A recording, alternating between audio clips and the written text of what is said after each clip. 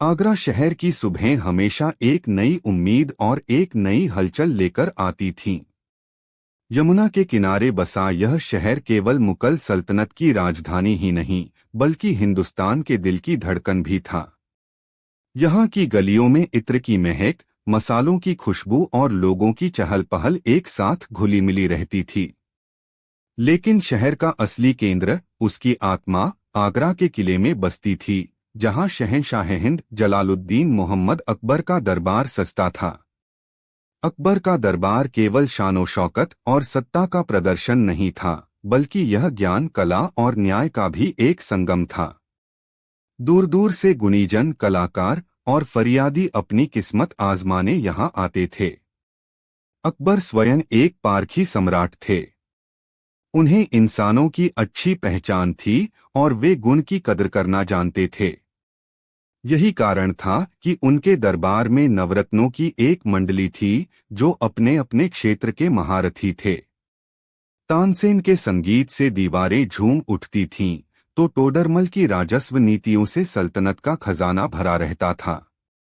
लेकिन इन सभी नवरत्नों में एक नाम ऐसा था जो न तो कोई महान योद्धा था, न कोई संगीतकार और न ही कोई बड़ा खगोलशास्त्री। उसका हथियार थी उसकी बुद्धि, उसकी ढाल थी उसकी हाजिर जवाबी, और उसका साम्राज्य था उसका विशाल ज्ञान। वह नाम था बीरबल। महेश दास, जो अपनी प्रज्ञा और विनोदप्रियता के कारण राजा बीरबल के नाम से प्रसिद्ध हुए, वे अकबर के केवल मंत्री नहीं, बल्कि मित्र, सलाहकार और मुश्किल घड़ियों के साथी भी थे। अकबर को बीरबल की सोहबत इतनी प्रिय थी कि कोई भी दिन ऐसा नहीं गुजरता था जब वे बीरबल से किसी गूढ़ विषय पर चर्चा न करते या किसी जटिल समस्या का हल न पूछते। अकबर और बीरबल की यह निकटता दरबार के कई अमीरों और मंत्रियों की आंखों में कांटे की तरह चुभती थी।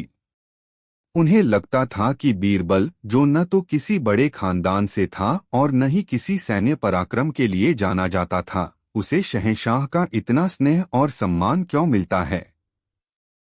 विशेषकर कुछ दरबारी, जिनका नेतृत्व हकीम रुस्तम खान और मौलाना जियाउद्दीन करते थे, बीरबल से बेपनाह ईर्ष्या करते थे। वे हमेशा ऐसे मौके की तलाश में रहते थे जहां बीरबल को नीचा दिखाया जा सके, उसे शहंशाह की नजरों में गिराया जा सके। लेकिन हर बार बीरबल अपनी चतुराई से उनके बुने जाल को तार तार कर देता था और पहले से भी अधिक मजबूती से उभरकर सामने आता था। उनकी हर साजिश, हर योजना बीरबल की बुद्धि की चट्टान से टकराकर चूर चूर हो जाती थी। एक दिन दरबार की कार्यवाही समाप्त होने के बाद यही ईर्ष्यालु गुट हकीम रुस्तम खान के आलीशान दीवान खाने में गुप्त मंत्रणा के लिए एकत्रित हुआ। माहौल में एक गहरी साजिश की गंध तैर रही थी। कमरे में रेशमी कालीन बिछे थे, दीवारों पर ईरानी चित्रकारी थी और चांदी के फव्वारे से गुलाब जल की फुहारें उठ रही थीं, लेकिन वहां बैठे लोगों के दिल में ईर्ष्या की आग जल रही थी। हकीम रुस्तम खान, जो अपनी लंबी दाढ़ी पर हाथ फेरते हुए हमेशा गंभीर दिखने का प्रयास करता था, बोला, भाइयों, अब पानी सर से ऊपर जा चुका है। आज फिर शहंशाह ने कंधार से आए एक मुश्किल व्यापारिक विवाद को सुलझाने का जिम्मा बीरबल को सौंप दिया, जबकि यह काम खजाना मंत्रालय का था। हर मामले में बीरबल, ऐसा लगता है जैसे सल्तनत में उसके सिवा कोई और काबिल है ही नहीं। मौलाना जियाउद्दीन, जो अपनी विद्वता का झूठा दंभ भरता था, अपनी मोटी तोंद सहलाते हुए बोला, आप सही कहते हैं हकीम साहब। उस भाट की चिकनी चुपड़ी बातों ने शहंशाह पर जादू कर दिया है। हमें कुछ ऐसा करना होगा कि वह सबके सामने जलील हो, उसकी अक्ल की कलई खुल जाए और शहंशाह को भी पता चले कि उन्होंने एक मामूली मस्खरे को सिर पर चढ़ा रखा है। एक और दरबारी, सिपहसालार मुराद बेग, जिसकी तलवार से ज्यादा जबान चलती थी, अपनी मूंछों पर ताव देते हुए बोला, मैंने कई बार उसे सीधी चुनौती देने की सोची, लेकिन वह लफ्जों के खेल में ऐसा उलझाता है कि बात उसी पर आ जाती है। उसे हराने के लिए कोई सीधा रास्ता नहीं है, हमें कोई टेढ़ा रास्ता अपनाना होगा। काफी देर तक चर्चा चलती रही। तरह तरह के उपाय सोचे गए। किसी ने कहा कि उस पर गबन का झूठा इल्जाम लगा दिया जाए, लेकिन वे जानते थे कि बीरबल का दामन शीशे की तरह साफ था। किसी ने उसे जहर देने का क्रूर सुझाव दिया, लेकिन वे शहंशाह के गुस्से से डरते थे। वे कुछ ऐसा चाहते थे जो सांप भी मार दे और लाठी भी न टूटे। वे बीरबल का सार्वजनिक अपमान करना चाहते थे, एक ऐसा अपमान जिससे वह तिलमिला उठे लेकिन किसी पर सीधा आरोप भी न लगा सके। तभी हकीम रुस्तम खान की आंखों में एक धूर्त चमक उभरी। उसने कहा, मेरे दिमाग में एक तरकीब आई है। एक ऐसी तरकीब जो बीरबल की इज्जत को तार तार कर देगी और हम सब पाक साफ बच जाएंगे। सब उत्सुकता से उसकी ओर देखने लगे। रुस्तम खान ने अपनी आवाज धीमी करते हुए कहा, हम सब एक सपना देखेंगे। एक ही सपना? मौलाना जियाउद्दीन ने उलझन में पूछा, एक ही सपना? यह कैसे मुमकिन है? और सपने से क्या होगा? यही तो इस योजना की खूबसूरती है मौलाना। रुस्तम खान मुस्कुराया। हम सब कल दरबार में शहंशाह से कहेंगे कि रात हम सबने एक बड़ा ही अजीब सपना देखा। हम कहेंगे कि हम सब जन्नत की सैर कर रहे थे और वहां एक खूबसूरत तालाब था। हम सबने उस तालाब में डुबकी लगाई और इंसान से फरिश्ते बनकर बाहर निकले। हर कोई, शहंशाह सलामत भी, उस तालाब में नहाकर और दिव्य हो गए। लेकिन जब बीरबल ने उस तालाब में डुबकी लगाई तो वह एक मुर्गा बनकर बाहर निकला। यह सुनते ही कमरे में बैठे सभी दरबारियों के चेहरे खिल उठे। एक दरबारी ने ठहाका लगाते हुए कहा, वाह हकीम साहब वाह, क्या योजना है। मुर्गा? हाँ हाँ हाँ। जब हम भरी सभा में यह कहेंगे तो सोचो उस बीरबल की क्या हालत होगी। वह क्या जवाब देगा? सपने को कोई कैसे झुठला सकता है? यह तो आस्था का विषय है। मुराद बेग ने कहा, और जब हम सब एक ही बात कहेंगे तो शहंशाह को भी हमारी बात में वजन लगेगा। वह भी बीरबल का मजाक उड़ाने में हमारा साथ देंगे। हम कहेंगे कि बीरबल तालाब में कूदकर कुकड़ुकू करता हुआ बाहर निकला और दड़बे की तरफ भाग गया। यह उसके अपमान की इंतहा होगी। योजना सबको पसंद आई। उन्होंने पूरी कहानी को विस्तार से गढ़ा। कौन क्या कहेगा, कैसे अपनी बात रखेगा, चेहरे पर कैसे भाव रखने हैं, यह सब तय किया गया। उन्होंने तय किया कि वे इसे एक दैवीय संकेत के रूप में प्रस्तुत करेंगे ताकि बीरबल इसका खंडन न कर सके। अपनी सफलता की कल्पना में वे सब खुश थे और उन्हें यकीन था कि इस बार बीरबल उनके बिछाए जाल में बुरी तरह फंसेगा। अगली सुबह दीवान-ए-आम का नजारा रोज जैसा ही था, लेकिन हवा में एक अनकहा तनाव था। शहंशाह अकबर अपने भव्य सिंहासन पर विराजमान थे। उनके चेहरे पर एक शासक का तेज और एक पिता की सौम्यता का अद्भुत मिश्रण था। दरबारी अपनी अपनी पदवी के अनुसार बैठे थे। बीरबल भी अपनी जगह पर शांत भाव से उपस्थित था। उसे आने वाले तूफान की कोई भनक नहीं थी। दरबार की सामान्य कार्यवाही चल रही थी कि तभी हकीम रुस्तम खान अपनी जगह से उठा और अदब से झुककर बोला, गुस्ताखी माफ जहांपनाह। आज रात कुछ ऐसा अजीब वाकया हुआ है कि हम सब दरबारी बेचैन हैं और आपसे उसका जिक्र करना चाहते हैं। अकबर ने अपनी गहरी नजरों से उसे देखते हुए कहा, कहिए हकीम साहब, ऐसी क्या बात है जिसने हमारे सभी अमीरों को एक साथ बेचैन कर दिया। रुस्तम खान ने एक दुखी और गंभीर चेहरा बनाते हुए कहा, आलमपनाह, यह कोई दुनियावी बात नहीं बल्कि एक रूहानी तजुर्बा है। कल रात मैंने एक सपना देखा। तभी मौलाना जियाउद्दीन भी खड़ा हो गया और बोला, शहंशाह, हैरत की बात तो यह है कि वही सपना मैंने भी देखा। एक एक करके उनके गुट के लगभग 10-12 दरबारी खड़े हो गए और सबने एक स्वर में कहा कि उन्होंने भी वही सपना देखा है। दरबार में कानाफूसी शुरू हो गई। एक साथ इतने लोगों को एक ही सपना आना वाकई हैरत की बात थी। अकबर की भी उत्सुकता बढ़ गई। उन्होंने कहा, यह तो सचमुच अजीब है। बताइए, आखिर क्या सपना देखा आप सबने? हकीम रुस्तम खान ने आगे बढ़कर कहानी सुनानी शुरू की। उसने बड़े ही नाटकीय अंदाज में कहा, जहां पनाह, हम सबने देखा कि हम एक नूरानी दुनिया में पहुंच गए हैं, जो जन्नत का ही एक हिस्सा लगती थी। वहां दूध और शहद की नदियां बह रही थीं, पेड़ फलों से लदे थे और हवा में खुशबू थी। हम सब वहां घूम रहे थे और शहंशाह सलामत भी हमारे साथ थे। तभी हमें एक तालाब दिखाई दिया, जिसका पानी हीरे की तरह चमक रहा था।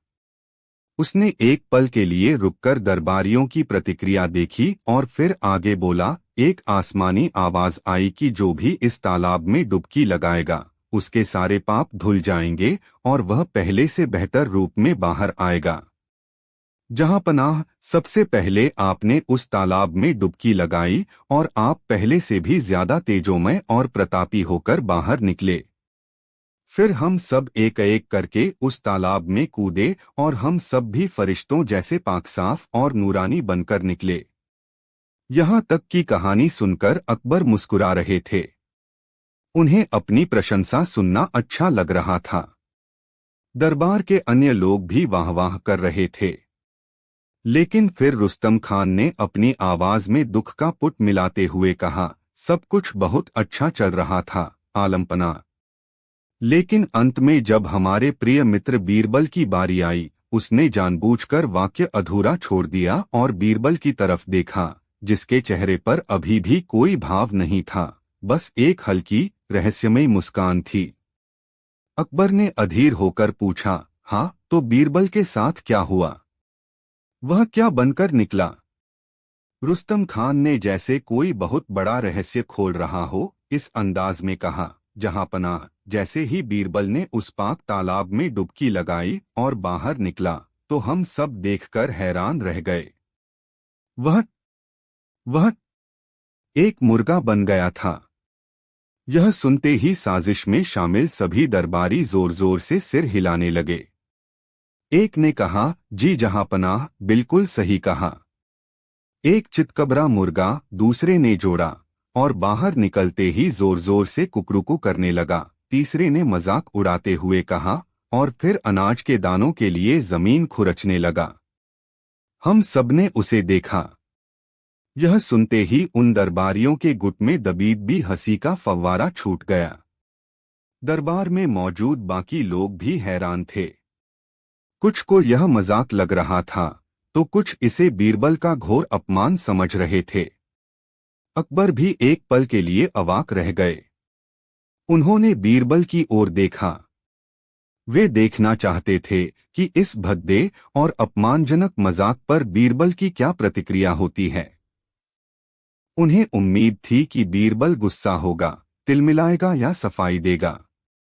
पूरा दीवान-ए-आम शांत हो गया। सबकी नजरें बीरबल पर टिकी थीं। हकीम रुस्तम खान और उसके साथी विजय भाव से मुस्कुरा रहे थे। उन्हें लगा कि आज उन्होंने बीरबल को निरुत्तर कर दिया है। सपने की बात पर कोई क्या तर्क दे सकता था? बीरबल अपनी जगह से धीरे से उठा। उसके चेहरे पर न गुस्सा था, न शर्मिंदगी, बस वही शांत और सौम्य मुस्कान थी। उसने शहंशाह को झुककर सलाम किया और फिर उन सभी दरबारियों की ओर देखा जिन्होंने यह कहानी गढ़ी थी। उसने अपनी मधुर लेकिन दृढ़ आवाज में कहा, जहां पनाह, आज तो सचमुच चमत्कार हो गया। यह कुदरत का करिश्मा नहीं तो और क्या है कि जो सपना मेरे इन सभी अजीज दोस्तों ने देखा, लगभग वैसा ही एक सपना कल रात मैंने भी देखा। यह सुनकर साजिशी गुट के चेहरे पर हवाइयां उड़ने लगीं। हकीम रुस्तम खान की मुस्कान गायब हो गई। उन्हें समझ नहीं आ रहा था कि बीरबल क्या करने वाला है। अकबर ने उत्सुकता से पूछा, तुमने भी सपना देखा बीरबल? तो बताओ तुम्हारे सपने में क्या हुआ? बीरबल ने कहना शुरू किया, आलमपनाह, मैंने भी देखा कि हम सब जन्नत की सैर कर रहे हैं। वहां वही नूरानी तालाब था। हम सब उस तालाब के किनारे खड़े थे और यह चर्चा कर रहे थे कि कौन पहले डुबकी लगाएगा। तभी एक आसमानी आवाज आई जो कह रही थी कि इस तालाब में डुबकी लगाने से हर कोई अपने असली और बेहतर रूप में आ जाएगा। फिर क्या हुआ? अकबर ने पूछा। बीरबल ने उन सभी दरबारियों की ओर इशारा करते हुए कहा, जहां पनाह, मेरे इन सभी महान और विद्वान दोस्तों ने कहा कि बीरबल, तुम हमारे प्रिय हो, इसलिए हम चाहते हैं कि तुम इस पाक तालाब में सबसे आखिर में डुबकी लगाओ, ताकि हम सब तुम्हारी सेवा कर सकें और तुम्हें तालाब से बाहर निकलने में मदद कर सकें।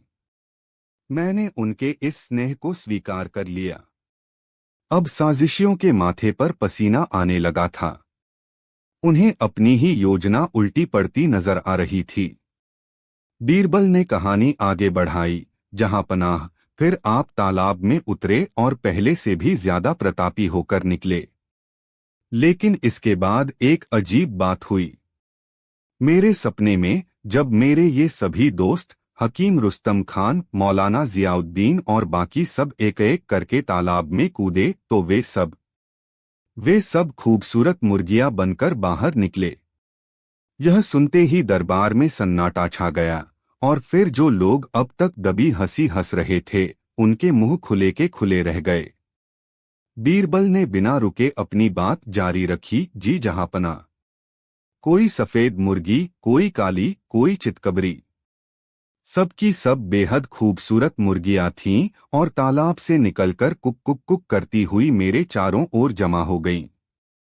वे सब अपनी अपनी भाषा में मुझसे कह रही थीं कि हमारे मालिक, हमारे पति, अब आप भी तालाब में डुबकी लगाइए और हमें हमारा सरदार मिल जाएगा। हकीम रुस्तम खान और उसके साथियों के चेहरे शर्म से लाल हो चुके थे। उन्हें लग रहा था जैसे जमीन फट जाए और वे उसमें समा जाएं। बीरबल ने अपनी कहानी को अंतिम मोड़ देते हुए कहा, जहां पनाह, मैं अकेला आदमी और मेरी इतनी सारी मुर्गियां। मुझे उन सब की देखभाल करनी थी, उनकी हिफाजत करनी थी। मैं सोचने लगा कि अगर मैं भी इंसान ही रहा तो इन बेचारी मुर्गियों का क्या होगा? इनका ख्याल कौन रखेगा? इनका सरदार कौन बनेगा? इसीलिए जब मैंने तालाब में डुबकी लगाई तो मैंने यही दुआ की कि हे ईश्वर, मुझे वह रूप दे जिससे मैं अपनी इन सभी मुर्गियों का रक्षक बन सकूं। और जहां पनाह, इसीलिए जब मैं तालाब से बाहर निकला तो मैं एक मजबूत और तगड़ा मुर्गा बन चुका था, ताकि मैं इन सभी का ख्याल रख सकूं। बीरबल की बात खत्म होते ही शहंशाह अकबर अपने सिंहासन पर बैठे बैठे जोर जोर से हंसने लगे। उनकी हंसी की गूंज पूरे दीवाने-आम में फैल गई। उन्हें हंसता देख बाकी दरबारी भी, जो अब तक चुप थे, अपनी हंसी नहीं रोक पाए। पूरा दरबार ठहाकों से गूंज उठा। जिन दरबारियों ने बीरबल को अपमानित करने की योजना बनाई थी, वे सब शर्म के मारे सिर झुकाए खड़े थे। उनका अपना ही दाव उन पर इतना भारी पड़ा था कि अब किसी को मुंह दिखाने के काबिल नहीं रहे थे। उन्होंने बीरबल को मुर्गा बनाकर उसका मजाक उड़ाना चाहा था, लेकिन बीरबल ने अपनी बुद्धि से खुद को उन सबका मालिक और रक्षक बना दिया और उन्हें मुर्गियां साबित कर दिया। जब अकबर की हंसी कुछ थमी तो उन्होंने गंभीर होकर उन दरबारियों की ओर देखा। उनकी आंखों में गुस्सा था। उन्होंने कहा, जो दूसरों के लिए गड्ढा खोदता है वह अक्सर खुद ही उसमें गिरता है। तुम सबने मिलकर हमारे सबसे काबिल मंत्री को जलील करने की कोशिश की, लेकिन बीरबल की अक्ल ने एक बार फिर साबित कर दिया कि सूरज पर थूकने की कोशिश करने वाले के मुंह पर ही थूक गिरता है। उन्होंने बीरबल की पीठ थपथपाते हुए कहा, शाबाश बीरबल, तुम्हारी बुद्धि का कोई सानी नहीं। तुमने आज फिर साबित कर दिया कि ज्ञान की तलवार हर साजिश को काट सकती है। उस दिन के बाद उन दरबारियों ने फिर कभी बीरबल से उलझने की हिम्मत नहीं की। वे समझ गए थे कि बीरबल की बुद्धि केवल हाजिर जवाबी नहीं, बल्कि एक गहरा सागर है, जिसमें जो भी उसे डुबाने की कोशिश करेगा वह खुद ही डूब जाएगा। और आगरा के उस दरबार में बीरबल और उसके अनोखे सपने की यह कहानी हमेशा के लिए अमर हो गई, एक मिसाल बनकर कि कैसे चतुराई से सबसे बड़े अपमान को भी सबसे बड़े सम्मान में बदला जा सकता है। प्रस्तुत है बीरबल और उस कैदी की कहानी जो कभी पकड़ा नहीं गया। हिंदुस्तान की सरजमी पर जब मुगल सल्तनत का सूरज अपने पूरे उरूज पर था, तब उसकी राजधानी आगरा न केवल सत्ता का केंद्र थी, बल्कि कला, संस्कृति और न्याय का एक जीवंत प्रतीक भी थी। शहंशाह जलालुद्दीन मोहम्मद अकबर का शासन सिर्फ उनकी विशाल सेना या असीम खजाने पर नहीं, बल्कि उनकी इंसाफ पसंदी और ज्ञानियों के प्रति सम्मान पर टिका था। उनका दीवाने आम और दीवाने खास केवल दरबार नहीं थे, बल्कि एक ऐसा मंच थे जहां हिंदुस्तान की सबसे जटिल समस्याओं पर विचार होता और सबसे पैनी बुद्धियों की परख होती थी। अकबर के नवरत्नों की ख्याति दूर दूर तक फैली थी, लेकिन उन सभी में एक हीरा ऐसा था जिसकी चमक सबसे निराली थी, वो थे राजा बीरबल। बीरबल की ताकत न तो उनकी तलवार में थी, न उनकी जागीर में। उनकी ताकत थी उनके दिमाग में, उनकी हाजिर जवाबी में और उनकी इंसानी फितरत की गहरी समझ में। वे अकबर के केवल वजीर नहीं, बल्कि एक ऐसे दोस्त थे जिनके बिना शहंशाह को अपना दरबार अधूरा लगता था। यह दोस्ती और सम्मान कई दरबारियों की आंखों में खटकता था। वे अमीर उमरा जो बड़ी बड़ी जागीरों के मालिक थे, जो पुश्तों से सल्तनत की सेवा करने का दंभ भरते थे, उन्हें यह बात हजम नहीं होती थी कि एक साधारण परिवार का महेश दास अपनी जबान के जोर पर शहंशाह के इतने करीब कैसे पहुंच गया। इन ईर्ष्यालु दरबारियों का एक गुट था, जिसका सरगना था सिपहसालार शाहबाज खान, एक घमंडी और क्रूर योद्धा, और उसका मुख्य सलाहकार था मुल्ला कासिम, जो अपनी विद्वता का झूठा दिखावा करता था। वे दोनों हमेशा मौके की तलाश में रहते थे कि कैसे बीरबल को शहंशाह की नजरों में गिराया जाए। कई कोशिशें नाकाम हो चुकी थीं। हर बार बीरबल अपनी चतुराई से उनके बिछाए जाल को या तो काट देता था या उसी जाल में उन्हें ही फंसा देता था। लेकिन इस बार शाहबाज खान और मुल्ला कासिम ने एक ऐसी योजना बनाई थी जो उन्हें लगा कि अभेद्य थी। वे एक ऐसी पहेली खड़ी करना चाहते थे जिसका कोई हल न हो, एक ऐसा काम सौंपना चाहते थे जो असंभव हो। इस साजिश की शुरुआत आगरा की गलियों में फैली एक सनसनीखेज अफवाह से हुई। पिछले कुछ हफ्तों से शहर में अजीबोगरीब चोरियों की घटनाएं हो रही थीं। ये चोरियां आम चोरियों जैसी नहीं थीं। चोर कोई सोना चांदी या दौलत नहीं चुरा रहा था। वह ऐसी चीजें चुराता था जिनका कोई मोल नहीं था, पर जिनका प्रतीकात्मक महत्व बहुत ज्यादा था।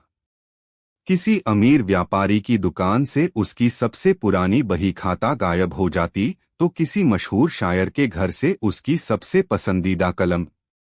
एक बार तो हद ही हो गई जब शाही बावर्चीखाने से शहंशाह के लिए पकाया जा रहा खास शाही कबाब का एक टुकड़ा रहस्यमयी तरीके से गायब हो गया, जबकि वहां कड़ा पहरा था। इन चोरियों की सबसे हैरतअंगेज बात यह थी कि चोर कोई सुराग नहीं छोड़ता था। कोई ताला नहीं टूटता, कोई दरवाजा नहीं खुलता, किसी पहरेदार को कुछ पता नहीं चलता। ऐसा लगता था जैसे चोर हवा में आता है और हवा में ही गायब हो जाता है। लोगों ने उसे हवा चोर का नाम दे दिया था। शहर का कोतवाल परेशान था, सिपाही हैरान थे और आम जनता में एक दहशत का माहौल था। यह चोर सल्तनत की सुरक्षा व्यवस्था का मजाक उड़ा रहा था। शाहबाज खान और मुल्ला कासिम ने इसी स्थिति का फायदा उठाने की सोची। एक दिन भरे दरबार में जब हवा चोर की बढ़ती वारदातों पर चर्चा हो रही थी और शहंशाह अकबर का चेहरा चिंता और क्रोध से तमतमाया हुआ था, शाहबाज खान अपनी जगह से उठा। उसने अदब से झुककर कहा, आलमपनाह, यह कोई मामूली चोर का काम नहीं लगता। यह तो कोई मायावी या जिन्न है जो सल्तनत की इज्जत से खेल रहा है। हमारे सिपाही और कोतवाल एक इंसान को पकड़ सकते हैं, किसी अदृश्य शक्ति को नहीं। मुल्ला कासिम ने उसकी बात को आगे बढ़ाते हुए कहा, शाहबाज खान दुरुस्त फरमाते हैं जहांपना। यह चोर असल में एक कैदी है, अपनी अजीब आदतों का कैदी। वह पकड़ा इसलिए नहीं जाता क्योंकि उसका कोई जिस्मानी वजूद नहीं है। उसे पकड़ने के लिए तलवार की नहीं, अक्ल की जरूरत है। एक ऐसी अक्ल जो हवा को भी पकड़ सके। यह कहकर उसने बीरबल की तरफ एक व्यंग्यात्मक दृष्टि से देखा। दरबार में बैठे सभी लोग समझ गए कि इशारा किस तरफ है। अकबर, जो पहले से ही गुस्से में थे, इस चुनौती को सुनकर और भड़क उठे। उन्होंने कहा, आप कहना क्या चाहते हैं? क्या सल्तनत में कोई ऐसा नहीं जो इस गुस्ताख को पकड़ सके? शाहबाज खान ने अपना तुरुप का पत्ता फेंका। जहांपनाह, क्यों न यह जिम्मेदारी दरबार के सबसे अक्लमंद शख्स को दी जाए। सुना है उनकी बुद्धि के आगे बड़ी बड़ी गुत्थियां सुलझ जाती हैं। क्यों न बीरबल को ही यह काम सौंपा जाए। उन्हें हुक्म दिया जाए कि वे उस कैदी को पकड़कर लाएं जो आज तक पकड़ा नहीं गया। यह एक सोचा समझा जाल था। अगर बीरबल मना करता तो यह उसकी हार होती, और अगर वह करता तो उसे एक ऐसे अपराधी को पकड़ना था जिसका कोई अस्तित्व ही नहीं था। दोनों ही सूरतों में उसकी फजीहत तय थी। अकबर ने आव देखा न ताव बीरबल की ओर मुड़कर बोले, बीरबल, तुमने सुना, यह सल्तनत की इज्जत का सवाल है। हम तुम्हें 1 महीने का वक्त देते हैं। इस हवा चोर को, इस ना पकड़े जाने वाले कैदी को पकड़कर हमारे सामने पेश करो। अगर तुम कामयाब हुए तो मुहमांगा इनाम मिलेगा, और अगर नाकाम रहे तो हम तुम्हारा चेहरा भी देखना पसंद नहीं करेंगे। शहंशाह का हुक्म पत्थर की लकीर था। दरबार में सन्नाटा छा गया। शाहबाज खान और मुल्ला कासिम की आंखों में जीत की चमक थी। उन्हें यकीन था कि बीरबल इस चक्रव्यूह से बाहर नहीं निकल पाएगा। बीरबल अपनी जगह से उठे। उनके चेहरे पर न कोई घबराहट थी, न कोई चिंता। उन्होंने शांत भाव से शहंशाह को सलाम किया और कहा, जो हुक्म जहांपना। आपका हुक्म सर, आंखों पर। मैं वादा करता हूं कि 1 महीने के अंदर उस कैदी को पकड़कर इसी दरबार में पेश करूंगा। बीरबल का यह आत्मविश्वास देखकर शाहबाज खान भी एक पल के लिए चौंक गया, लेकिन फिर उसने सोचा कि यह महज बीरबल का दिखावा है। अगले दिन से बीरबल अपने काम में लग गया, लेकिन उसका तरीका सबसे अलग था। उसने सिपाहियों की तरह छानबीन नहीं की, न ही कोतवाल की तरह पहरे बढ़वाए। उसने अपना ज्यादातर समय आगरा के बाजारों, सरायों और चौपालों पर बिताना शुरू कर दिया। वह आम लोगों के बीच बैठता, उनकी बातें सुनता, उनकी परेशानियों को समझता। वह घंटों तक यमुना के किनारे बैठकर सोचते रहते, जैसे नदी की लहरों में अपने जवाब तलाश रहे हों। दिन बीतते गए। चोरियां अब भी हो रही थीं, और हर नई चोरी के साथ बीरबल पर दबाव बढ़ता जा रहा था। शाहबाज खान और उसके साथी हर रोज दरबार में बीरबल पर ताने कसते। क्यों बीरबल, तुम्हारा कैदी हाथ आया या नहीं, कोई पूछता।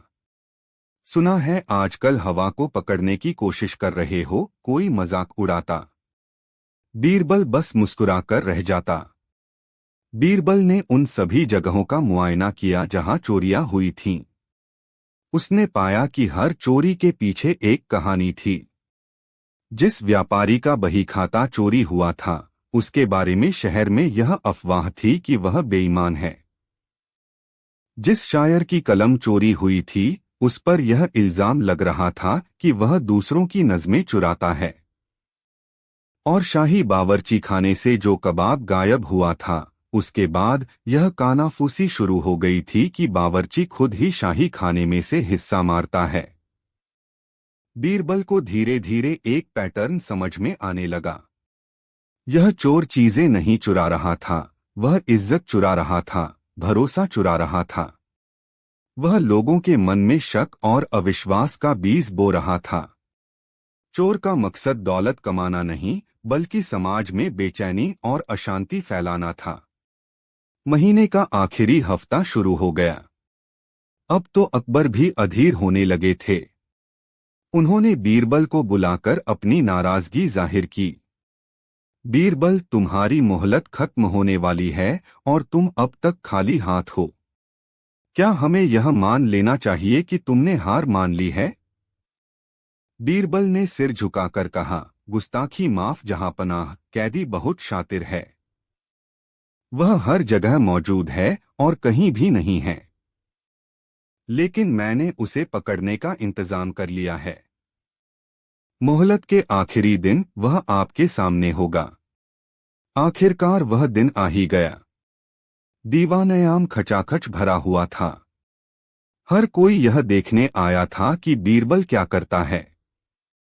शाहबाज खान और मुल्ला कासिम सबसे आगे बैठे थे।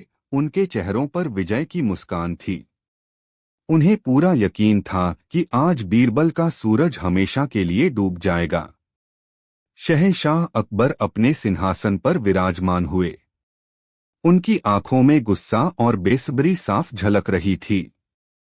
उन्होंने अपनी भारी आवाज में पूछा, बीरबल, आज तुम्हारी मोहलत का आखिरी दिन है। कहाँ है वह कैदी जिसे पकड़ने का तुमने वायदा किया था? पूरा दरबार शांत हो गया। सबकी नजरें बीरबल पर टिक गईं। बीरबल अपनी जगह से उठा और धीरे धीरे चलकर सिंहासन के पास पहुंचा। उसने शहंशाह को सलाम किया और फिर पूरे दरबार पर एक नजर डाली। जहांपनाह, उसने अपनी शांत और गहरी आवाज में कहा, मैंने उस कैदी को पकड़ लिया है। वह यहीं इसी दरबार में मौजूद है। यह सुनते ही दरबार में हलचल मच गई। लोग एक दूसरे को देखने लगे। शाहबाज खान ने खड़े होकर कहा, यह क्या बकवास है? अगर कैदी यहाँ है तो हमें नजर क्यों नहीं आ रहा? तुम हमें बेवकूफ बना रहे हो। बीरबल मुस्कुराया। सिपहसालार साहब, थोड़ा सब्र रखें। वह कैदी आपको भी नजर आएगा, बल्कि आप सब उसे रोज देखते हैं, रोज सुनते हैं, पर पहचान नहीं पाते। यह कहकर बीरबल ने अपने सेवकों को इशारा किया। 2 सेवक एक बड़ा सा आईना लेकर आए, जो एक कीमती रेशमी कपड़े से ढका हुआ था। उन्होंने आईने को दरबार के बीचों बीच लाकर रख दिया। दरबारियों की उत्सुकता और बढ़ गई। वे समझ नहीं पा रहे थे कि इस आईने का एक कैदी से क्या ताल्लुक हो सकता है। बीरबल ने शहंशाह से कहा, आलमपनाह, अब मैं आपके सामने उस कैदी को पेश करने जा रहा हूं जो कभी पकड़ा नहीं गया। एक ऐसा चोर जो बिना दरवाजे के घरों में घुसता है। एक ऐसा अपराधी जो तलवार से ज्यादा गहरे जख्म देता है। एक ऐसा मुजरिम जिसका कोई चेहरा नहीं, कोई जिस्म नहीं, फिर भी वह हम सबके बीच रहता है। इतना कहकर बीरबल ने एक झटके में आईने पर से रेशमी पर्दा हटा दिया। एक पल के लिए दरबार में खामोशी छा गई। आईने में सबको अपना अपना अक्स नजर आ रहा था। शहंशाह को अपना, वजीरों को अपना, और शाहबाज खान और मुल्ला कासिम को अपना चेहरा दिखाई दे रहा था। शाहबाज खान गुस्से से चीखा, यह क्या मजाक है बीरबल? तुम हमें हमारा ही चेहरा दिखाकर कह रहे हो कि हम कैदी हैं? तुम्हारी यह जुर्रत। अकबर भी कुछ नाराज हुए। बीरबल, साफ साफ कहो, तुम कहना क्या चाहते हो? बीरबल ने पूरी विनम्रता से लेकिन दृढ़ता से अपना जवाब देना शुरू किया। जहांपनाह, यह आईना किसी का चेहरा दिखाने के लिए नहीं है। यह उस कैदी की फितरत को दिखाने के लिए है। वह कैदी जिसे आप हवा चोर कहते हैं, जिसे मैंने पकड़ने का वादा किया था, उसका नाम है अफवाह। अफवाह, रूमर का नाम सुनते ही पूरे दरबार में एक अजीब सी खामोशी छा गई। बीरबल ने अपनी बात आगे बढ़ाई, जी जहांपनाह, अफवाह ही वह कैदी है जो कभी पकड़ा नहीं जाता। यह एक जबान से पैदा होता है और हजारों कानों तक पहुंचने से पहले ही अपने जन्मदाता को छोड़ देता है। इसलिए इसे कोई पकड़ नहीं पाता। यह हवा की तरह तेज है, इसीलिए इसे हवा चोर कहा गया। यह बंद दरवाजों और मजबूत दीवारों के पार चली जाती है, क्योंकि यह कानों के रास्ते दिलों में उतरती है। बीरबल ने शाहबाज खान की ओर देखते हुए कहा, यह दौलत नहीं चुराती, यह इज्जत चुराती है। यह भरोसा चुराती है। यह रिश्तों में जहर घोलती है।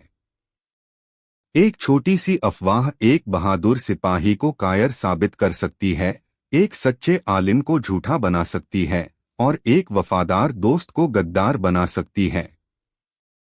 इसका दिया जख्म किसी तलवार के जख्म से ज्यादा गहरा होता है, क्योंकि वह जिस्म पर नहीं, रूह पर लगता है। अब दरबारियों को बीरबल की बात की गहराई समझ में आने लगी थी। शहंशाह अकबर भी ध्यान से सुन रहे थे। बीरबल ने आगे कहा, अफवाह एक ऐसा कैदी है जो हमेशा आजाद रहता है, लेकिन जिन लोगों के दिमाग में यह पनाह लेता है, उन्हें अपनी नफरत, अपनी ईर्ष्या और अपने शक का कैदी बना देता है। यह उन लोगों के होठों पर पलता है जो दूसरों की कामयाबी से जलते हैं, जो दूसरों को नीचा दिखाकर खुद को बड़ा महसूस करना चाहते हैं। यह कहते हुए बीरबल ने मुल्ला कासिम और शाहबाज खान पर एक गहरी नजर डाली। उन दोनों के चेहरे का रंग उड़ गया। उन्हें लगा जैसे बीरबल ने उनके मन के अंदर झांक लिया हो। जहांपनाह, बीरबल ने अपनी बात समाप्त करते हुए कहा, शहर में जो चोरियां हो रही थीं, वे इसी अफवाह को ताकत देने के लिए की जा रही थीं। एक मामूली चोर को पकड़ना मुश्किल नहीं था, और मैंने उसे पकड़ भी लिया है। वह एक डिस्ग्रंटल्ड नौकर था जिसे कुछ लोगों ने लालच देकर यह काम करने पर लगाया था। लेकिन असली अपराधी वह छोटा मोटा चोर नहीं, बल्कि वह सोच है जो अफवाहों को जन्म देती है। असली कैदी अफवाह है। इसे किसी लोहे की जंजीर से नहीं बांधा जा सकता। इसे कैद करने का सिर्फ एक ही तरीका है, अपनी अक्ल और समझदारी का इस्तेमाल करना। किसी भी बात को सुनने पर तुरंत यकीन न करना, उसकी सच्चाई को परखना। जब हम ऐसा करने लगेंगे तो यह कैदी खुद ब खुद दम तोड़ देगा। बीरबल की बात खत्म होते ही पूरा दरबार सन्न रह गया। किसी के पास कहने को एक शब्द नहीं था। बीरबल ने एक भौतिक समस्या को एक दार्शनिक ऊंचाई पर पहुंचा दिया था। उसने न केवल पहेली को सुलझाया था, बल्कि समाज और दरबार की एक बहुत बड़ी बुराई पर भी उंगली रख दी थी। शहंशाह अकबर अपने सिंहासन से उठ खड़े हुए। उनकी आंखों में गुस्सा नहीं, बल्कि प्रशंसा और सम्मान का भाव था। वे बीरबल के पास आए और उसके कंधे पर हाथ रखकर बोले, बीरबल, आज तुमने एक बार फिर साबित कर दिया कि तुम्हारी बुद्धि का कोई मुकाबला नहीं। तुमने न सिर्फ एक चोर को पकड़ा, बल्कि हमें एक ऐसे दुश्मन से मिलवाया जो हम सबके अंदर छिपा बैठा है। तुमने सल्तनत की इज्जत बचा ली। उन्होंने शाहबाज खान और मुल्ला कासिम की ओर घूरकर देखा। उन दोनों के सिर शर्म से झुके हुए थे। वे समझ गए थे कि बीरबल ने बिना उनका नाम लिए उन्हें पूरे दरबार के सामने नंगा कर दिया था। उनकी साजिश उन्हीं पर उल्टी पड़ चुकी थी। उस दिन अकबर ने पूरे राज्य में यह फरमान जारी करवाया कि अफवाह फैलाने वालों को सख्त सजा दी जाएगी। और दरबार में बीरबल की बुद्धिमानी का यह किस्सा हमेशा के लिए अमर हो गया। यह कहानी इस बात का प्रतीक बन गई कि दुनिया के सबसे खतरनाक कैदी वे नहीं होते जो जेल की सलाखों के पीछे होते हैं, बल्कि वे होते हैं जो अदृश्य विचारों, नफरतों और अफवाहों के रूप में आजाद घूमते हैं और जिन्हें केवल ज्ञान और विवेक के हथियार से ही हराया जा सकता है। निश्चित रूप से प्रस्तुत है बीरबल के उस प्रसिद्ध फैसले की कहानी जिसने पूरे दरबार को सन्नाटे में ला दिया था, एक विस्तृत और अविभाजित कथा के रूप में। आगरा का किला, मुगल सल्तनत की धड़कन, अपनी पूरी शानो शौकत के साथ खड़ा था।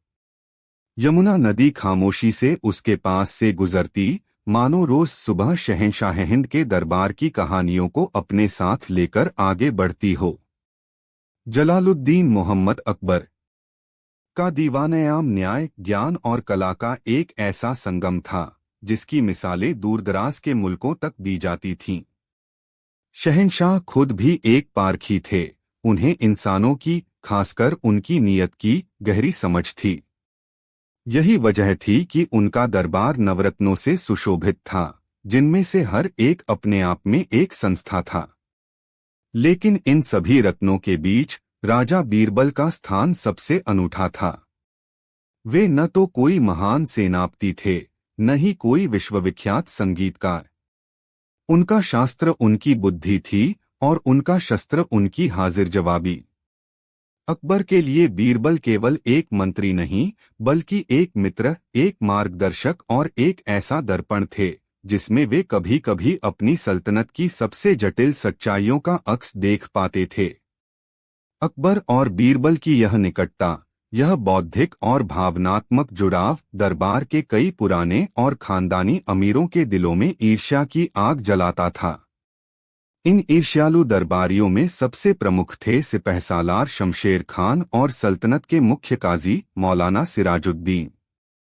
शमशेर खान, जो अपनी बहादुरी से ज्यादा अपने घमंड के लिए जाना जाता था, यह बर्दाश्त नहीं कर पाता था कि युद्ध के मैदान से दूर शब्दों और तर्कों से खेलने वाला एक भाट शहंशाह का सबसे करीबी हो।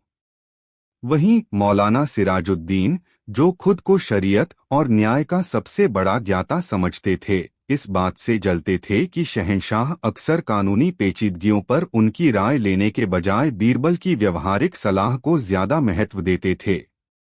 वे दोनों हमेशा ऐसे मौके की ताक में रहते थे जहां बीरबल को फंसाया जा सके, उसे निरुत्तर किया जा सके और शहंशाह की नजरों में उसकी अहमियत को कम किया जा सके।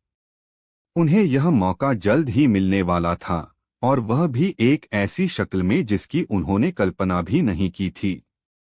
उस दिन दीवान-ए-आम की कार्यवाही अपने चरम पर थी। दूरदराज के सूबों से आए गवर्नर अपनी रिपोर्ट पेश कर रहे थे, व्यापारी अपनी समस्याएं रख रहे थे और फरियादियों की कतार लगी हुई थी। माहौल में एक गंभीरता थी जिसे केवल शहंशाह की भारी और रौबदार आवाज ही तोड़ रही थी। तभी दरबार के मुख्य द्वार पर एक जोरदार हंगामा हुआ। पहरेदार किसी को रोकने की कोशिश कर रहे थे, लेकिन उनकी आवाजें एक चीख पुकार में दब गईं। इससे पहले कि शहंशाह कुछ हुक्म देते, दो औरतें बेतहाशा रोती चिल्लाती हुई दरबार के बीचों बीच आ पहुंचीं। दोनों ही गरीब लग रही थीं, उनके कपड़े फटे हुए और बाल बिखरे हुए थे। एक औरत थोड़ी उम्रदराज थी, जिसका नाम फातिमा था, और दूसरी जवान थी, जिसका नाम जरीना था। उन दोनों के बीच झगड़े की वजह एक छोटा, लगभग साल भर का बच्चा था, जिसे दोनों ही जबरदस्ती अपनी ओर खींच रही थीं। बच्चा दर्द और डर के मारे जोर-जोर से रो रहा था। शहंशाह अकबर का चेहरा क्रोध से तमतमा गया। उनके दरबार की शांति इस तरह भंग हो, यह उन्हें कतई गवारा नहीं था। उन्होंने अपनी गरजदार आवाज में कहा, यह क्या गुस्ताखी है? कौन है ये औरतें और हमारे दरबार में इस तरह घुसने की जुर्रत कैसे की? पहरेदारों ने कांपते हुए जवाब दिया, आलम पनाह, हमने बहुत रोका, पर ये दोनों किसी की नहीं सुन रही हैं। अकबर ने उन दोनों औरतों की ओर देखा। क्या मसला है तुम दोनों का? और इस मासूम बच्चे पर यह जुल्म क्यों कर रही हो? फातिमा, जो उम्र में बड़ी थी, आगे बढ़ी और जमीन पर गिरकर रोने लगी। दुहाई हो जहांपनाह, इंसाफ कीजिए। यह औरत जरीना मेरी दुश्मन है। यह मेरे जिगर के टुकड़े, मेरे बेटे यूसुफ को मुझसे छीनना चाहती है। मैं एक गरीब विधवा हूँ, इस बच्चे के सिवा मेरा दुनिया में कोई नहीं है। यह मेरे बुढ़ापे का सहारा है, मेरी आंखों का नूर है। खुदा के वास्ते मेरे बच्चे को मुझे वापस दिला दीजिए। उसकी बात खत्म होते ही जरीना चीख पड़ी, झूठ! यह औरत सरासर झूठ बोल रही है, शहंशाह। यह बच्चा मेरा है। मैंने इसे 9 महीने अपनी कोख में पाला है। इसका नाम मैंने अमान रखा है। यह फातिमा कल रात मेरे घर आई और मेरे सोते हुए बच्चे को उठाकर भागने लगी। मैंने इसे पकड़ लिया। यह मेरी दौलत, मेरे शौहर की निशानी मुझसे छीनना चाहती है। दरबार में कानाफूसी का दौर शुरू हो गया। मामला बेहद पेचीदा था। दोनों औरतें कस्मों पर कस्में खा रही थीं। दोनों की आंखों में आंसू थे और दोनों की दलीलों में एक जैसी सच्चाई नजर आ रही थी। बच्चा इतना छोटा था कि वह खुद कुछ बता नहीं सकता था और उस मोहल्ले में कोई ऐसा नहीं था जो यकीन से कह सके कि बच्चा किसका है, क्योंकि दोनों औरतें पड़ोसी थीं और लगभग एक ही समय में मां बनी थीं। अकबर ने अपने मुख्य काजी मौलाना सिराजुद्दीन की ओर देखा। मौलाना, आप शरीयत के माहिर हैं। आप ही इस मामले की तहकीकात करें और फैसला सुनाएं। मौलाना सिराजुद्दीन को अपनी काबिलियत दिखाने का सुनहरा मौका मिला था। उन्होंने बड़े रौब से दोनों औरतों से जिरह शुरू की। उन्होंने उनसे दर्जनों सवाल पूछे। बच्चे का जन्म कब हुआ? दाई कौन थी? बच्चे के जिस्म पर कोई खास निशान है या नहीं? लेकिन हर सवाल का जवाब दोनों औरतें लगभग एक जैसा ही देतीं। दोनों ने बच्चे के दाहिने पैर पर एक छोटे से तिल का जिक्र किया, जो सच में वहां था। दाई, जो दोनों के बच्चों के जन्म के समय मौजूद थी, कुछ महीने पहले ही वबा महामारी में मर चुकी थी। कोई गवाह नहीं, कोई सबूत नहीं। घंटों की जिरह के बाद मौलाना सिराजुद्दीन का सिर चकरा गया। वे पसीने पसीने हो गए। अंत में उन्होंने हाथ खड़े कर दिए। जहां पनाह, यह मामला इंसानी समझ से बाहर है। दोनों ही औरतें अपनी बात पर अड़ी हैं और कोई भी गवाह या सबूत मौजूद नहीं है। शरीयत ऐसे मामलों में खामोश है जहां सच और झूठ के बीच पर्दा न उठाया जा सके। इसका फैसला तो सिर्फ खुदा ही कर सकता है। यह सुनते ही शमशेर खान को अपना मौका नजर आया। वह खड़ा हुआ और बीरबल की तरफ एक व्यंग्यात्मक मुस्कान के साथ देखते हुए बोला, जहां पनाह, जब कानून और शरीयत के रास्ते बंद हो जाएं, तो कहते हैं कि अक्ल के रास्ते खोलने चाहिए। हमारे दरबार में बुद्धि का एक ऐसा समंदर मौजूद है जिसके बारे में कहा जाता है कि वह सूरज के नीचे किसी भी समस्या को सुलझा सकता है। क्यों न यह मामला राजा बीरबल के सुपुर्द किया जाए? आज उनकी प्रज्ञा की असली परीक्षा होगी। पूरे दरबार की नजरें बीरबल पर टिक गईं। यह एक सीधी चुनौती थी। अगर बीरबल ने मना किया तो यह उसकी हार थी, और अगर उसने हाँ की तो उसे एक ऐसी गुत्थी सुलझानी थी जिसे सल्तनत का सबसे बड़ा काजी भी नहीं सुलझा पाया था। शमशेर खान और मौलाना सिराजुद्दीन को यकीन था कि बीरबल इस चक्रव्यूह में बुरी तरह फंसेगा। अकबर ने बीरबल की ओर देखा। उनकी आंखों में उम्मीद भी थी और एक शासक का दबाव भी। बीरबल, तुमने सब कुछ सुना और देखा। यह सिर्फ एक बच्चे का सवाल नहीं, यह हमारी सल्तनत के न्याय का सवाल है। अगर हमारे दरबार से एक मां को इंसाफ नहीं मिला तो हमारी हुकूमत पर एक बदनुमा दाग लग जाएगा। हम तुम्हें यह जिम्मेदारी सौंपते हैं। हमें फैसला चाहिए, और वह भी सच्चा फैसला। बीरबल अपनी जगह से शांति से उठे। उनके चेहरे पर हमेशा की तरह एक शांत और गहरी मुस्कान थी। उन्होंने शहंशाह को सलाम किया और फिर उन दोनों रोती हुई औरतों को ध्यान से देखा। उनकी आंखें किसी जौहरी की तरह उन औरतों के हाव भाव, उनकी आवाज के उतार चढ़ाव और उनकी आंखों में छिपी सच्चाई को तौल रही थीं। जो हुक्म जहांपनाह, बीरबल ने कहा। मुझे थोड़ा वक्त चाहिए। मैं इन दोनों औरतों से अकेले में बात करना चाहूंगा। बीरबल दोनों औरतों को दरबार के एक कोने में ले गए। उन्होंने उनसे कोई कानूनी सवाल नहीं पूछा। उन्होंने फातिमा से पूछा, तुम यूसुफ को क्या खिलाती हो? जब वह रोता है तो उसे चुप कराने के लिए कौन सी लोरी गाती हो? रात को जब वह डर जाता है तो तुम क्या करती हो? फातिमा ने बिना रुके अपनी ममता की पूरी कहानी बयान कर दी। उसकी बातों में एक माँ की सहजता और प्यार था। फिर वह जरीना की ओर मुड़े और वही सवाल पूछे। जरीना ने भी जवाब दिए, लेकिन उसके जवाब सोचे समझे और रटेटाए लग रहे थे।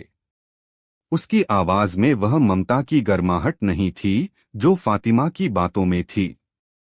बीरबल के अनुभवी कानों ने यह फर्क महसूस कर लिया था, लेकिन यह कोई सबूत नहीं था जिसे दरबार में पेश किया जा सके। उन्हें एक ऐसा प्रमाण चाहिए था जो दूध का दूध और पानी का पानी कर दे। कुछ देर सोचने के बाद बीरबल वापस शहंशाह के सिंहासन के पास लौटे। उनके चेहरे पर एक अजीब सी गंभीरता थी।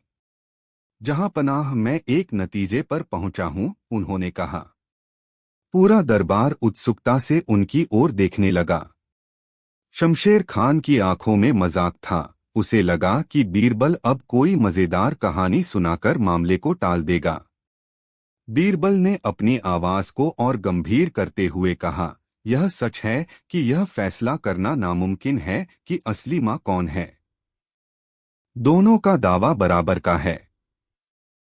कानून के अनुसार जब किसी चीज पर दो लोगों का बराबर का हक हो और उसे बांटा न जा सके तो न्याय यही कहता है कि किसी के साथ भी नाइंसाफी न हो। इसलिए इस बच्चे पर दोनों का बराबर का अधिकार है। यह सुनकर मौलाना सिराजुद्दीन ने कहा, लेकिन एक बच्चे को दो माँओं को कैसे सौंपा जा सकता है? यह तो मुमकिन नहीं है। आप सही कहते हैं मौलाना, बीरबल ने कहा। चूंकि हम बच्चे को दो हिस्सों में सौंप नहीं सकते, इसलिए न्याय की मांग को पूरा करने के लिए हमें बच्चे को ही दो हिस्सों में बांटना होगा। यह वाक्य जैसे ही बीरबल के मुंह से निकला, पूरे दरबार में एक भयानक मौत जैसा सन्नाटा छा गया। यह वो सन्नाटा था जो किसी तूफान के आने से पहले होता है। दरबारियों की सांसें रुक गईं। शहंशाह अकबर, जो अपने सिंहासन पर आराम से बैठे थे, सीधे होकर बैठ गए। उनकी आंखें अविश्वास से फैल गईं। शमशेर खान और मौलाना सिराजुद्दीन, जो बीरबल का मजाक उड़ाने के लिए तैयार थे, पत्थर की मूर्तियों की तरह स्तब्ध रह गए। उन्हें लगा जैसे बीरबल अपना मानसिक संतुलन खो बैठा है। एक मासूम बच्चे को दो टुकड़ों में काटने का हुक्म। यह न्याय नहीं, यह तो पैशाचिक क्रूरता थी। बीरबल ने इस सन्नाटे की परवाह किए बिना पास खड़े एक जल्लाद की ओर इशारा किया। जल्लाद, अपनी तलवार लाओ। इस बच्चे के दो बराबर टुकड़े कर दो। एक हिस्सा फातिमा को दे दिया जाए और दूसरा जरीना को। न्याय यही कहता है। फैसला हो गया। जल्लाद, जो खुद इस हुक्म को सुनकर कांप रहा था, शहंशाह की ओर देखने लगा। अकबर कुछ कह पाते उससे पहले ही वह हो गया जिसने इस पूरे नाटक का पर्दाफाश कर दिया। जैसे ही जल्लाद ने अपनी विशाल चमचमाती तलवार म्यान से बाहर निकाली, जरीना के चेहरे पर एक अजीब क्रूर संतोष की लहर दौड़ गई। उसने कहा, हाँ, यही सही फैसला है। यही सच्चा इंसाफ है। अगर यह बच्चा मेरा नहीं हो सकता तो यह किसी का नहीं होना चाहिए। काट दो इसे। मुझे मेरा हिस्सा चाहिए। लेकिन दूसरी तरफ फातिमा का कलेजा मुंह को आ गया। तलवार की चमक देखते ही वह चीख मारकर जमीन पर गिर पड़ी। उसने बीरबल के पैरों को पकड़ लिया और दहाड़े मारकर रोने लगी। नहीं, खुदा के लिए ऐसा जुल्म मत करो। रोक दो। मैं झूठ बोल रही थी। यह बच्चा मेरा नहीं है, यह जरीना का ही है। मैं तो बस इसे प्यार करती थी, इसलिए इसे अपना बताने लगी थी। मैं अपना दावा वापस लेती हूँ। पूरा का पूरा बच्चा जरीना को दे दो, बस इसे जिंदा रहने दो। मेरे सामने इसके टुकड़े मत करो। मैं इसे दूर से ही देखकर जी लूंगी, पर इसे जिंदा रहने दो। फातिमा की यह चीख, उसकी यह ममता भरी पुकार, वह आवाज थी जिसने दरबार के उस भयावह सन्नाटे को तोड़ा। और उसी पल बीरबल का चेहरा खिल उठा। उन्होंने जल्लाद को रुकने का इशारा किया और मुस्कुराते हुए शहंशाह अकबर की ओर देखा। जहां पनाह, बीरबल की आवाज अब शांत और स्पष्ट थी, फैसला हो चुका है। असली मां ने खुद अपनी पहचान बता दी है। उन्होंने फातिमा की ओर इशारा करते हुए कहा, दुनिया की कोई भी मां अपने बच्चे को अपनी आंखों के सामने कटते हुए नहीं देख सकती। वह अपनी जान दे देगी, लेकिन अपने बच्चे पर आंच नहीं आने देगी। वह अपना हक छोड़ देगी, लेकिन अपने बच्चे की जिंदगी नहीं छीनेगी। इस औरत फातिमा ने अपना दावा छोड़ दिया ताकि बच्चा जिंदा रहे। यही मातृत्व का सबसे बड़ा प्रमाण है।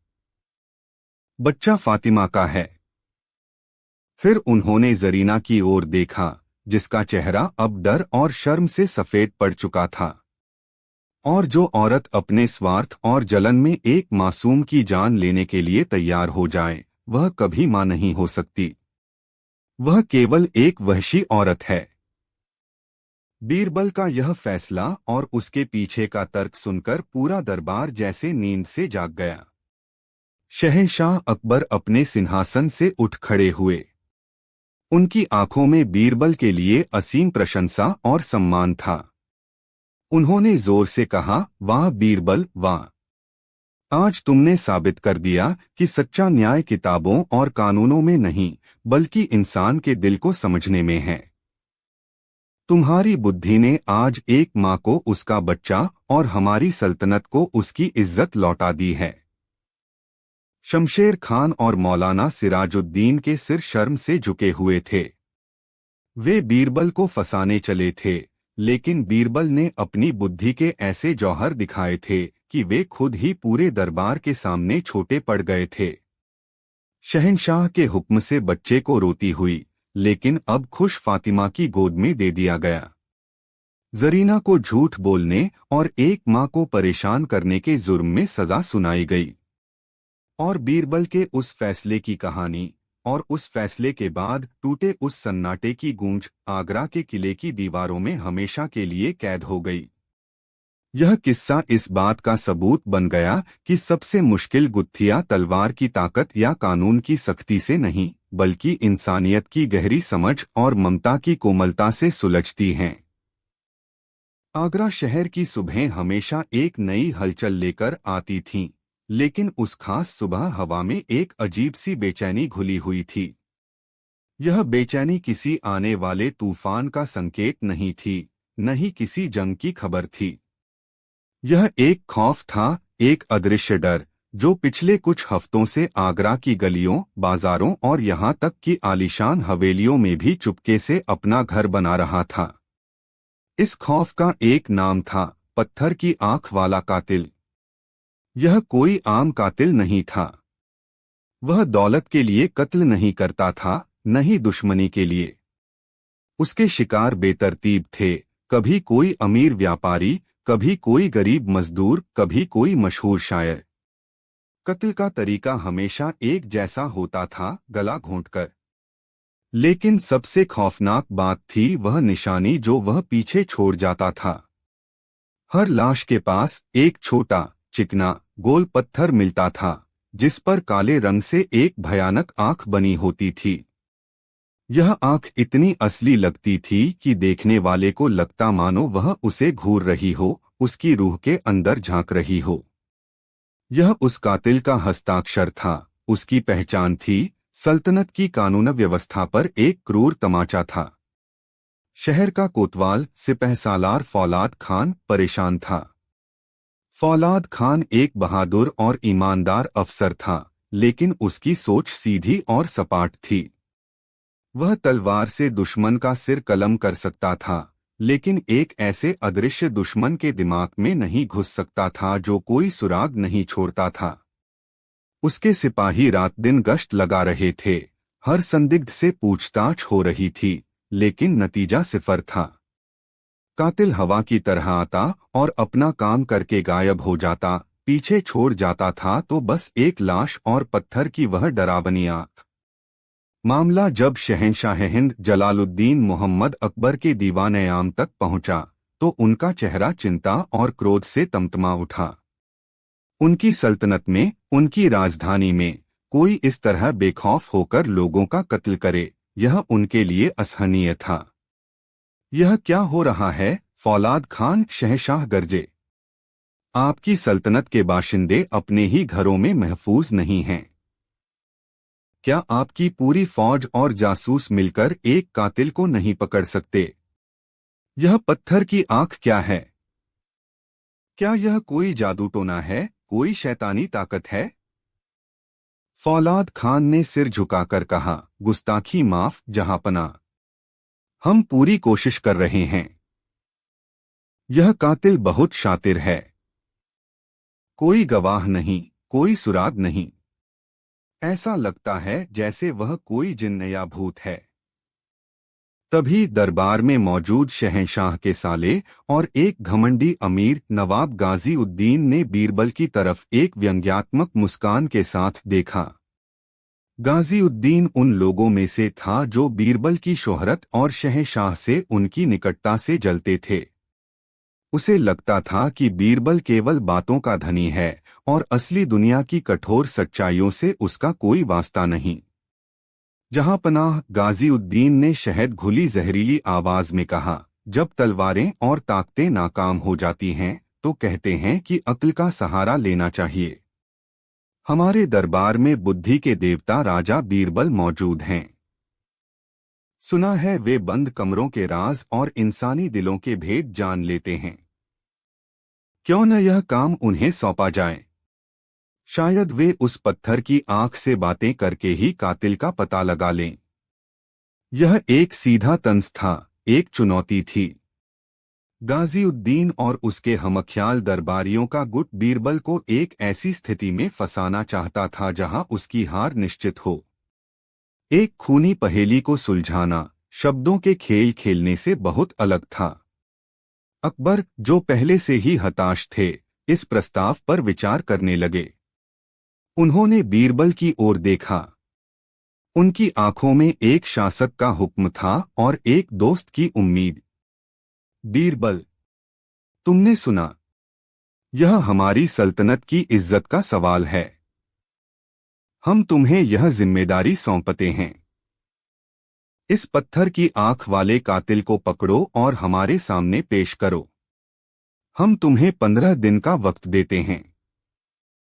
अगर तुम कामयाब हुए तो तुम्हारी शोहरत में 4 चांद लग जाएंगे, और अगर नाकाम रहे तो हमें यह मानने पर मजबूर होना पड़ेगा कि तुम्हारी बुद्धि की भी एक सीमा है।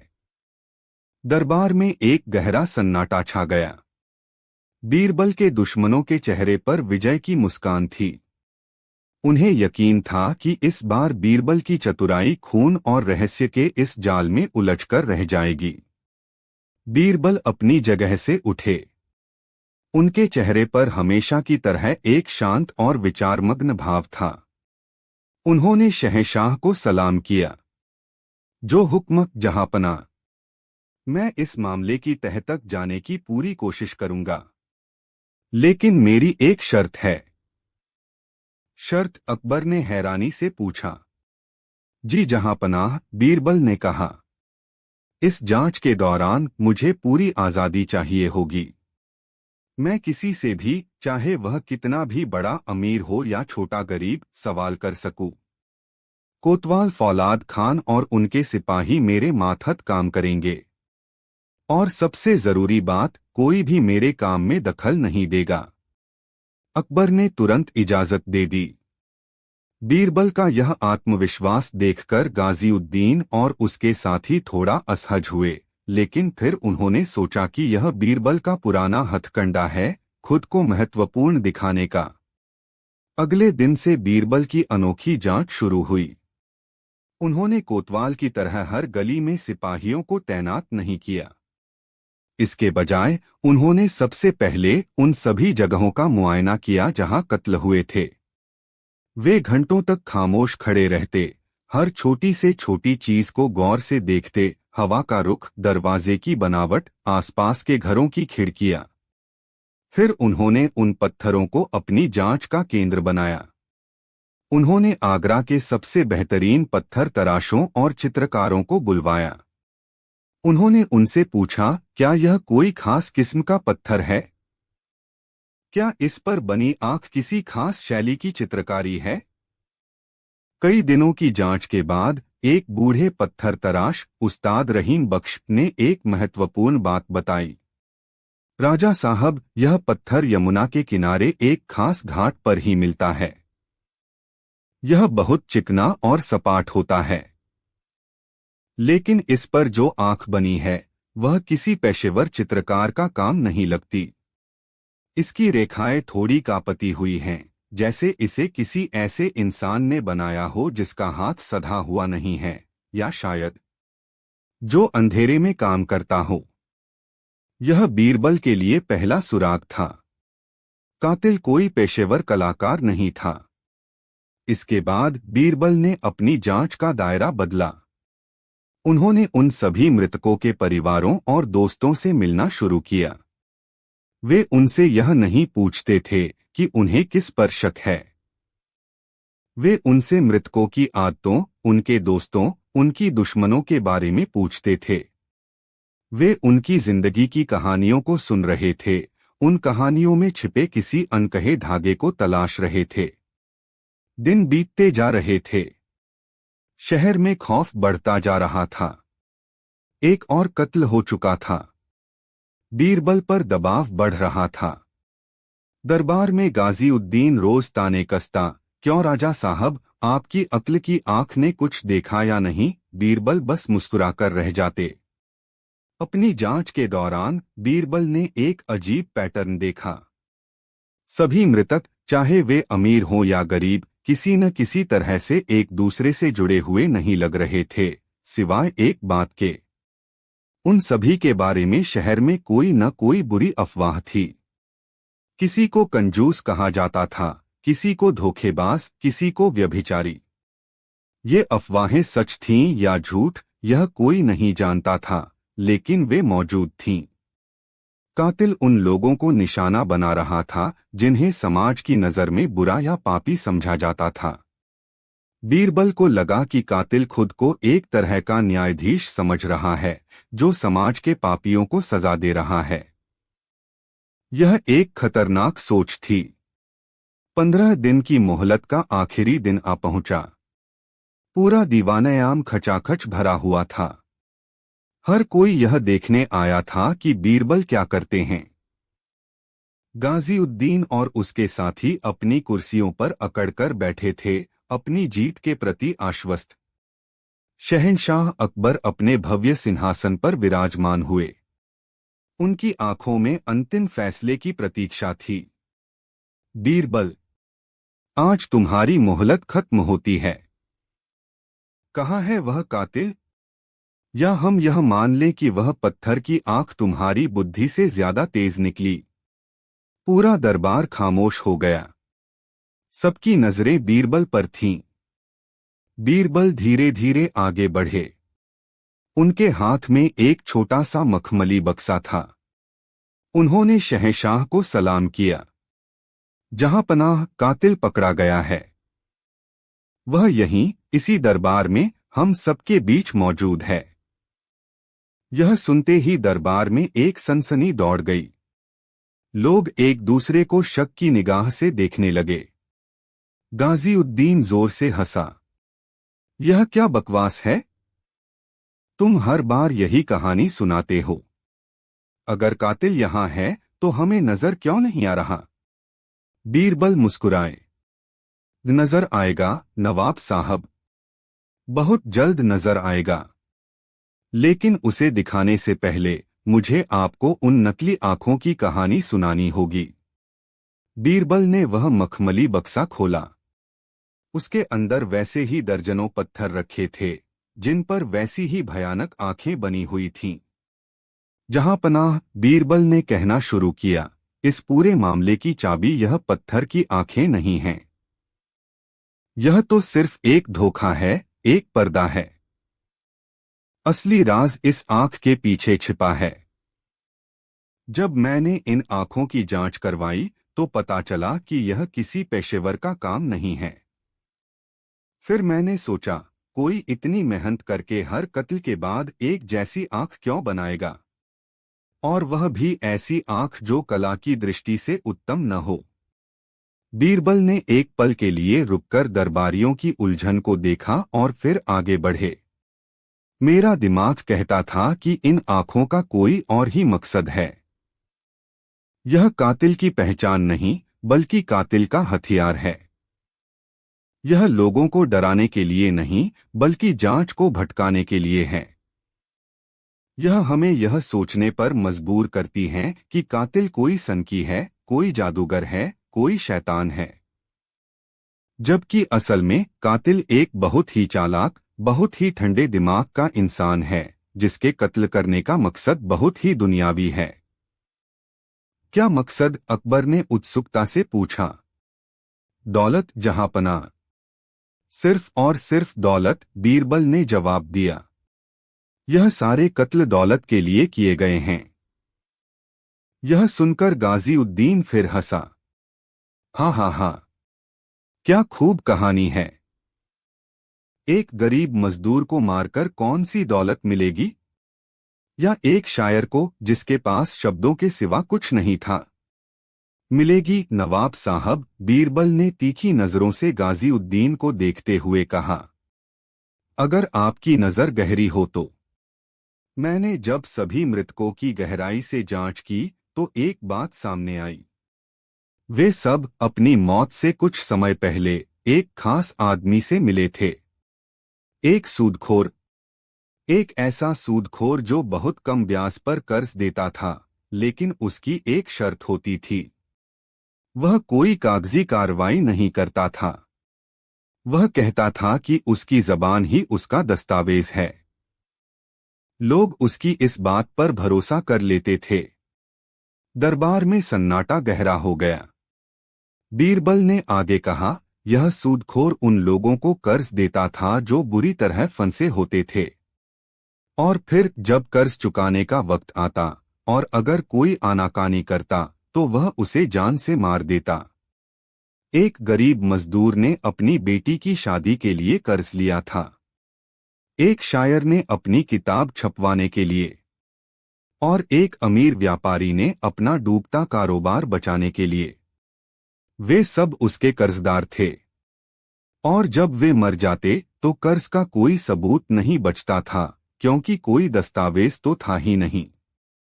सूदखोर का पैसा और ब्याज दोनों सुरक्षित रहते। और यह पत्थर की आंखें? अकबर ने पूछा। यह उसका सुरक्षा कवच था, जहांपनाह। वह हर कत्ल के बाद यह पत्थर रखकर सबको यह यकीन दिला देता था कि यह किसी सनकी कातिल का काम है, ताकि किसी का भी ध्यान कर्ज के लेन देन की तरफ न जाए। वह समाज के बुरे लोगों को इसलिए चुनता था ताकि लोगों को लगे कि यह कोई धार्मिक कट्टरपंथी है जो पापियों को सजा दे रहा है। उसने एक बहुत ही जटिल और खौफनाक कहानी गढ़ी ताकि उसके सरल और लालची मकसद पर पर्दा पड़ा रहे।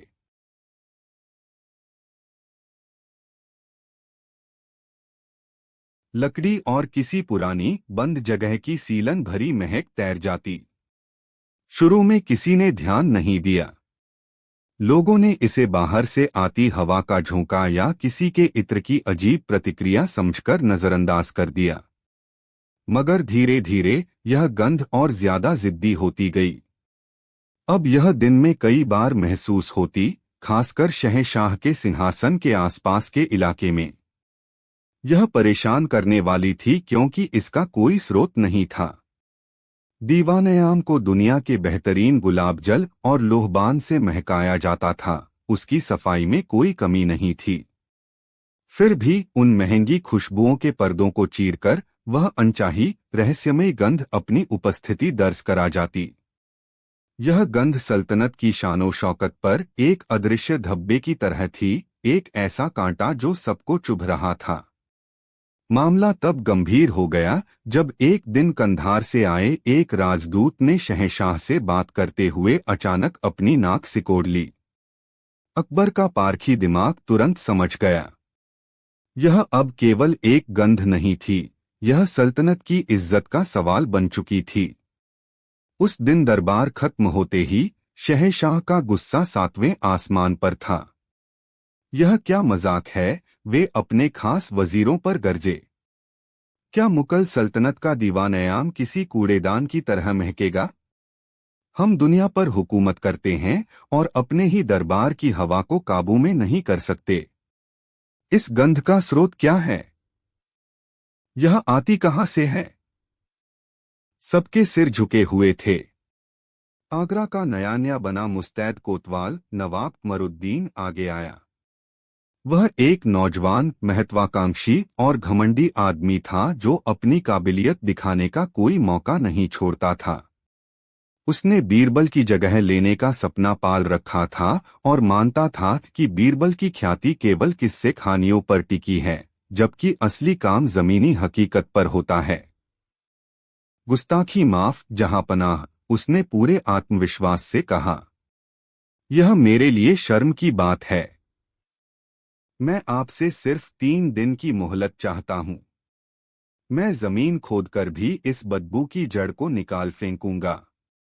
यह किसी चूहे या जानवर के मरने का ही मामला होगा। अकबर ने उसे इजाजत दे दी और फिर शुरू हुआ एक ऐसा अभियान जैसा आगरा ने पहले कभी नहीं देखा था। कमरुद्दीन ने अपने सबसे बेहतरीन सिपाही और मजदूर काम पर लगा दिए।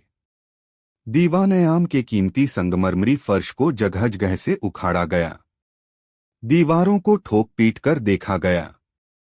नीचे बनी नालियों को उबलते पानी और तेजाब से साफ किया गया। हर कोना, हर दरार, हर पत्थर की जांच की गई। पूरे 3 दिन तक दीवान-ए-आम एक युद्ध के मैदान जैसा नजर आया। धूल, शोर और हड़बड़ी का आलम था। चौथे दिन जब दरबार फिर से लगा तो कमरुद्दीन विजय भाव से शहंशाह के सामने पेश हुआ। दीवान-ए-आम पहले से भी ज्यादा चमक रहा था। हर तरफ गुलाब और केड़े की तीव्र सुगंध फैली हुई थी। जहांपनाह, कमरुद्दीन ने झुककर कहा, हमने हर कोने को छान मारा है। कोई मरा हुआ जानवर नहीं मिला, लेकिन हमने पूरी तरह सफाई कर दी है और हर तरफ खुशबू का छिड़काव कर दिया है। अब उस बदबू का नामो निशान भी नहीं मिलेगा। शहंशाह संतुष्ट लग रहे थे। दरबार की कार्यवाही शुरू हुई। लेकिन महज 1 घंटे बाद जैसे ही खुशबुओं का असर थोड़ा कम हुआ, वही प्रेतगंध पहले से भी ज्यादा स्पष्ट होकर हवा में तैरने लगी। ऐसा लगा मानो वह उन सब कोशिशों पर हंस रही हो। अब अकबर का क्रोध चरम पर था। कमरुद्दीन का चेहरा शर्म से लाल हो गया था। पूरा दरबार सन्न था। यह कोई मामूली समस्या नहीं थी। यह एक पहेली थी, एक अपमान था, एक चुनौती थी। तभी दरबार के एक पुराने अमीर मिर्जा फखरुद्दीन, जो बीरबल से बेपनाह जलते थे, अपनी जगह से उठे। वे कमरुद्दीन के करीबी थे और दोनों मिलकर बीरबल के खिलाफ साजिशें रचते रहते थे। आलमपनाह मिर्जा ने बड़ी चालाकी से कहा, लगता है यह मामला ताकत और मेहनत का नहीं, बल्कि अक्ल और समझ का है। जब कोतवाल साहब के सिपाही नाकाम हो गए हैं, तो शायद हमें किसी ऐसे व्यक्ति की मदद लेनी चाहिए जो हवाओं से बातें करना जानता हो, जो जमीन का दर्द समझ सकता हो। उसने यह कहते हुए बीरबल की ओर एक व्यंग्यात्मक दृष्टि डाली। हमारे बीच राजा बीरबल मौजूद हैं। सुना है उनकी बुद्धि के आगे कोई पहेली टिक नहीं पाती। क्यों न यह जिम्मेदारी उन्हें सौंपी जाए। शायद वे सूंघकर ही बता दें कि यह गंध कहां से आ रही है। यह एक भद्दा मजाक था, एक सीधा अपमान। पूरा दरबार समझ गया कि बीरबल को जानबूझकर एक असंभव काम में फंसाया जा रहा है। मरुद्दीन और मिर्जा की आंखों में शातिर चमक थी। उन्हें यकीन था कि बीरबल या तो मना करके अपनी हार मान लेगा या फिर हाँ करके खुद को मजाक का पात्र बना लेगा। अकबर, जो गुस्से और हताशा में थे, इस चुनौती के जाल में फंस गए। उन्होंने बीरबल की ओर मुड़कर देखा। बीरबल, तुमने सुना? यह सल्तनत की नाक का सवाल है। हम तुम्हें 1 हफ्ते का वक्त देते हैं। हमें नतीजा चाहिए। हमें बताओ कि यह शैतानी गंध कहां से आती है। अगर तुम कामयाब हुए तो हम तुम्हें मालामाल कर देंगे, और अगर नाकाम रहे तो शायद हमें दरबार में तुम्हारी जरूरत नहीं। यह एक सीधी धमकी थी। दरबार में एक गहरा सन्नाटा छा गया। बीरबल के दुश्मनों के चेहरे खिल उठे। उन्हें लगा कि आज बीरबल का आखिरी दिन है। सबकी नजरें बीरबल पर थीं। वे अपनी जगह से धीरे से उठे। उनके चेहरे पर न चिंता थी न घबराहट, बस एक शांत रहस्यमय मुस्कान थी, जैसे वे इस पहेली का आनंद ले रहे हों। जो हुक्म जहांपनाह, उन्होंने झुककर कहा। आपकी सल्तनत की इज्जत मेरी इज्जत है। मैं 1 हफ्ते के अंदर इस गंध का राज आपके सामने पेश कर दूंगा। बीरबल का यह आत्मविश्वास देखकर अकबर को थोड़ी तसल्ली हुई, लेकिन कमरुद्दीन और मिर्जा इसे बीरबल का खोखला दंभ समझकर मन ही मन हंस रहे थे।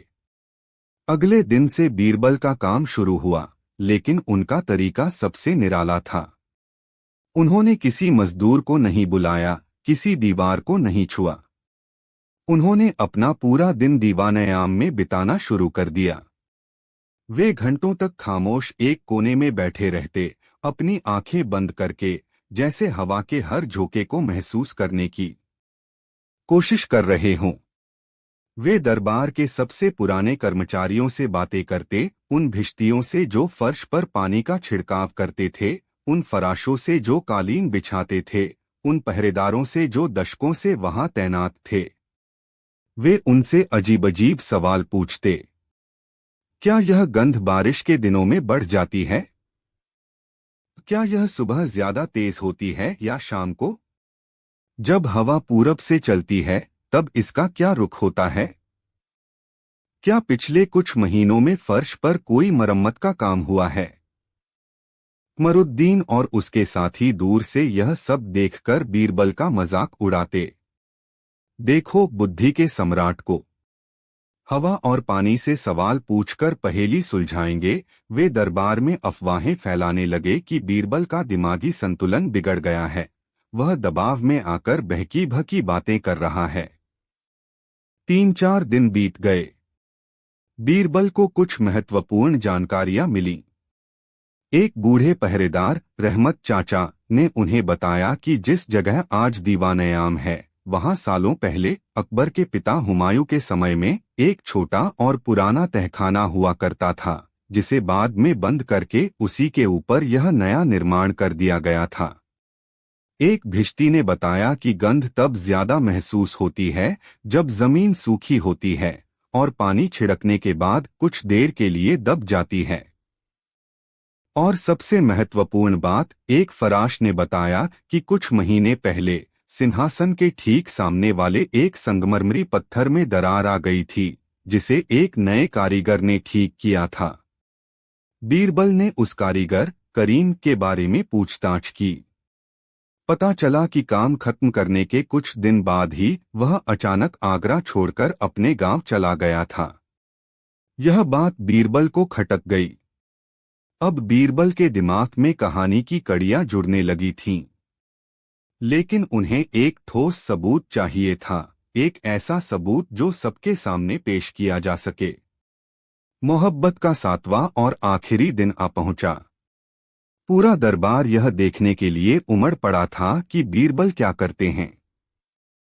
कमरुद्दीन और मिर्जा फखरुद्दीन अपनी जीत का जश्न मनाने के लिए तैयार थे। उन्हें पूरा यकीन था कि बीरबल खाली हाथ है, शहंशाह अकबर अपने सिंहासन पर आए। उनके चेहरे पर बेसब्री और कठोरता थी। बीरबल, आज तुम्हारी मोहलत का आखिरी दिन है। कहाँ है तुम्हारा जवाब? या हम यह मान लें कि तुम्हारी बुद्धि ने भी जवाब दे दिया है? बीरबल आगे बढ़े। जहां पनाह, जवाब मिल गया है, लेकिन उसे शब्दों में बताने से पहले मुझे उसे साबित करना होगा। क्या आप हुक्म देंगे कि आज के लिए दरबार को खाली कर दिया जाए? मुझे इस जमीन से अकेले में कुछ बात करनी है। यह सुनते ही दरबार में हंसी का फव्वारा छूट गया। जमीन से बात करनी है? मिर्जा ने तंज कसा। हमने तो कहा था कि इनका दिमाग चल गया है। अकबर भी क्रोधित हुए। यह क्या बचपना है बीरबल? बचपना नहीं जहांपनाह, यह मेरे तरीके का हिस्सा है। अगर आप सच जानना चाहते हैं तो आपको मुझ पर भरोसा करना होगा। बीरबल की आवाज में एक ऐसी दृढ़ता थी कि अकबर इनकार नहीं कर सके। उन्होंने भारी मन से दरबार खाली करने का हुक्म दिया। सिर्फ शहंशाह अकबर, बीरबल और कुछ खास पहरेदार वहां रह गए। कमरुद्दीन और मिर्जा भी शहंशाह से विशेष इजाजत लेकर छिपकर यह तमाशा देखने के लिए एक कोने में खड़े हो गए। जैसे ही हॉल खाली हुआ, बीरबल ने एक ऐसा काम किया जिसे देखकर वहां मौजूद हर शख्स की आंखें फटी की फटी रह गईं। बीरबल धीरे धीरे चलकर हॉल के बीच में पहुंचे। फिर वे अपने घुटनों के बल बैठ गए। उन्होंने अपनी कीमती पगड़ी उतारकर एक तरफ रखी और किसी जानवर की तरह चारों पंजों पर हो गए।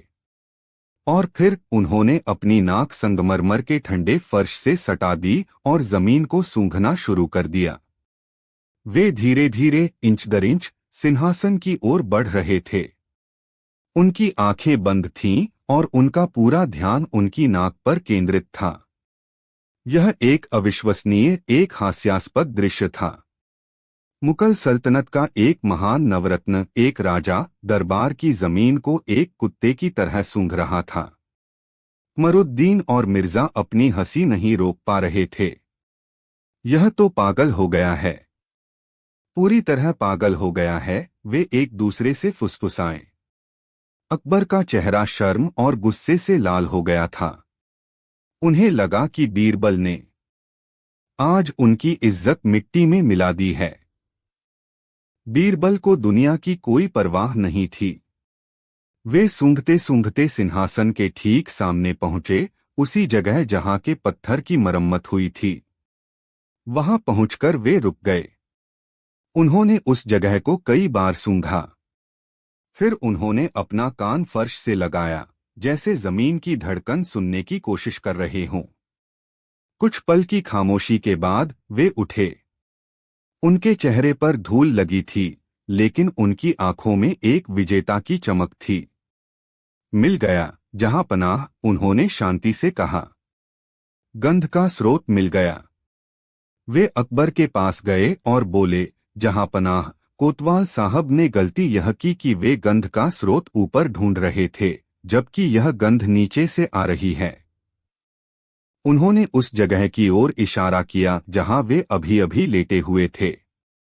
इस पत्थर के नीचे कई फुट गहराई में वह पुराना भूला बिसरा तहखाना है जिसके बारे में मुझे पुराने लोगों से पता चला।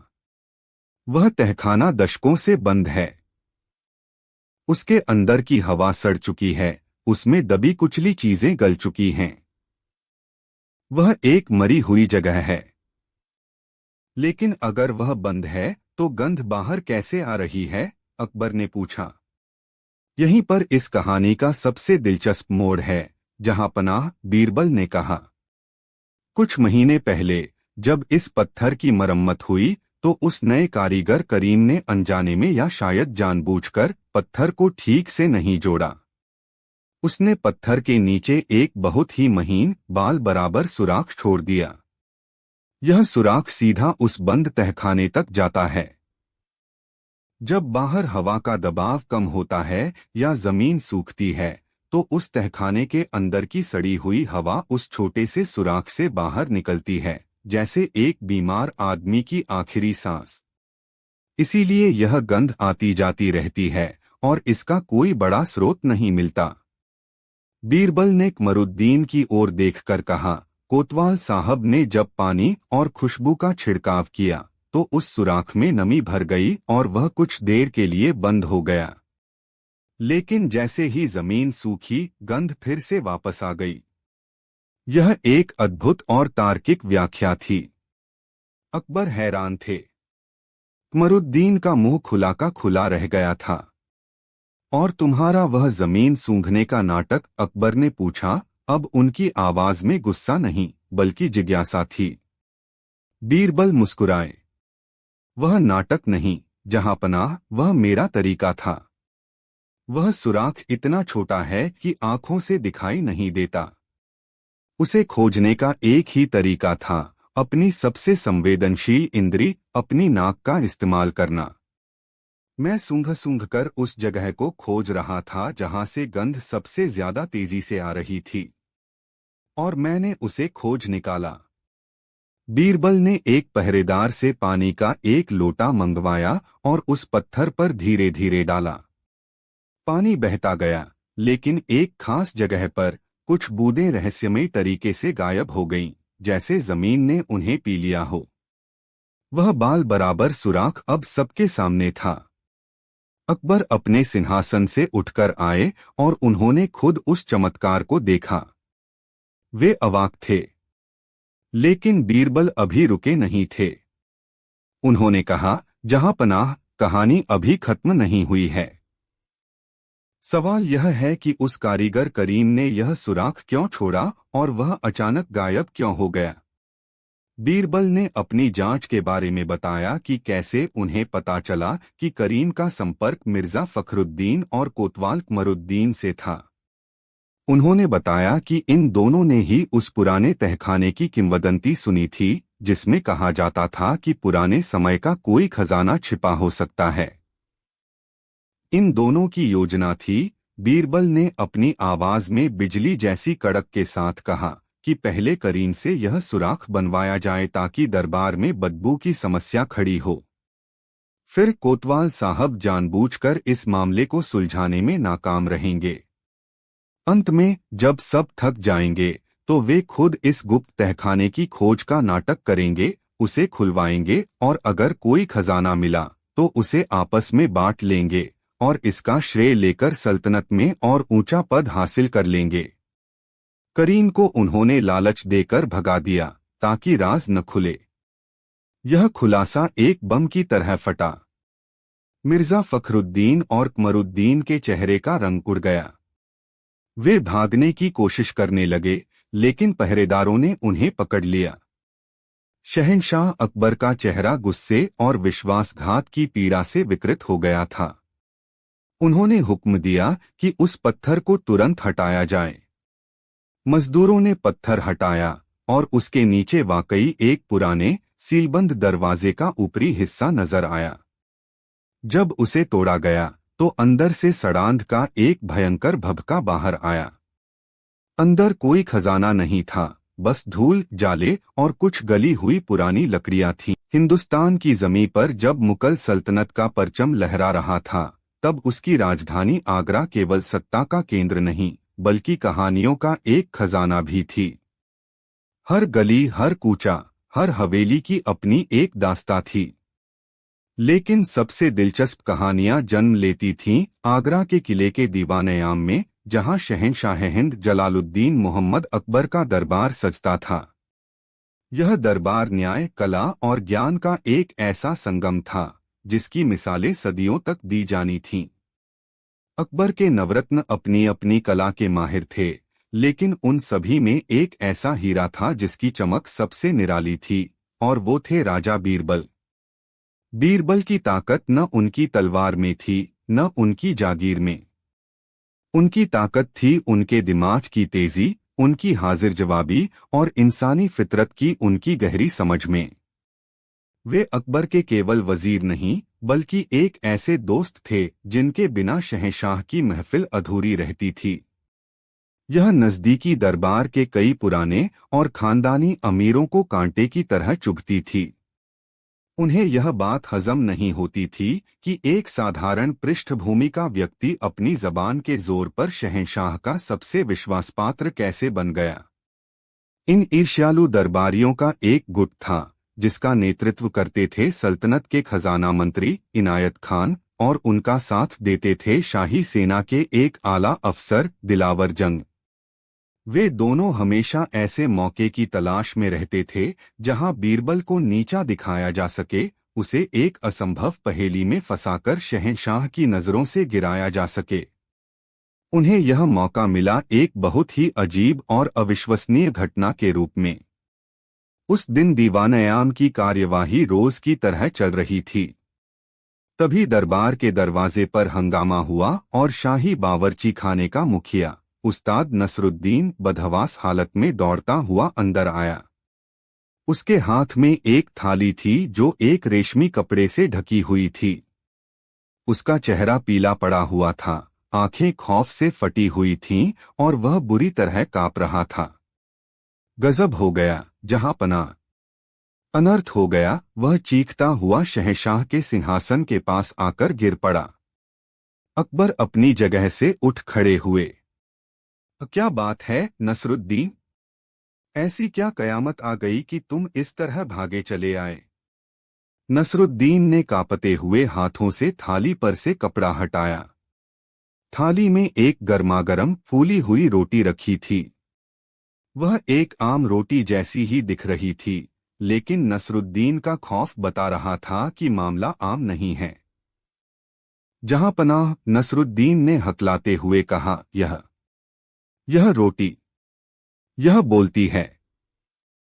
यह सुनते ही पूरे दरबार में एक सन्नाटा छा गया और फिर दबीदबी हंसी का फव्वारा फूट पड़ा। एक रोटी बोलती है, यह तो किसी बच्चे की कहानी जैसा लग रहा था। शहंशाह अकबर भी मुस्कुराए। नसरुद्दीन, क्या तुमने कोई नशा कर लिया है या तुम्हारी उम्र का तकाजा है? एक बेजान रोटी कैसे बोल सकती है? नहीं आलमपनाह, मैं अपनी माँ की कसम खाकर कहता हूँ, मैंने खुद अपने कानों से सुना है। नसरुद्दीन लगभग रोते हुए बोला।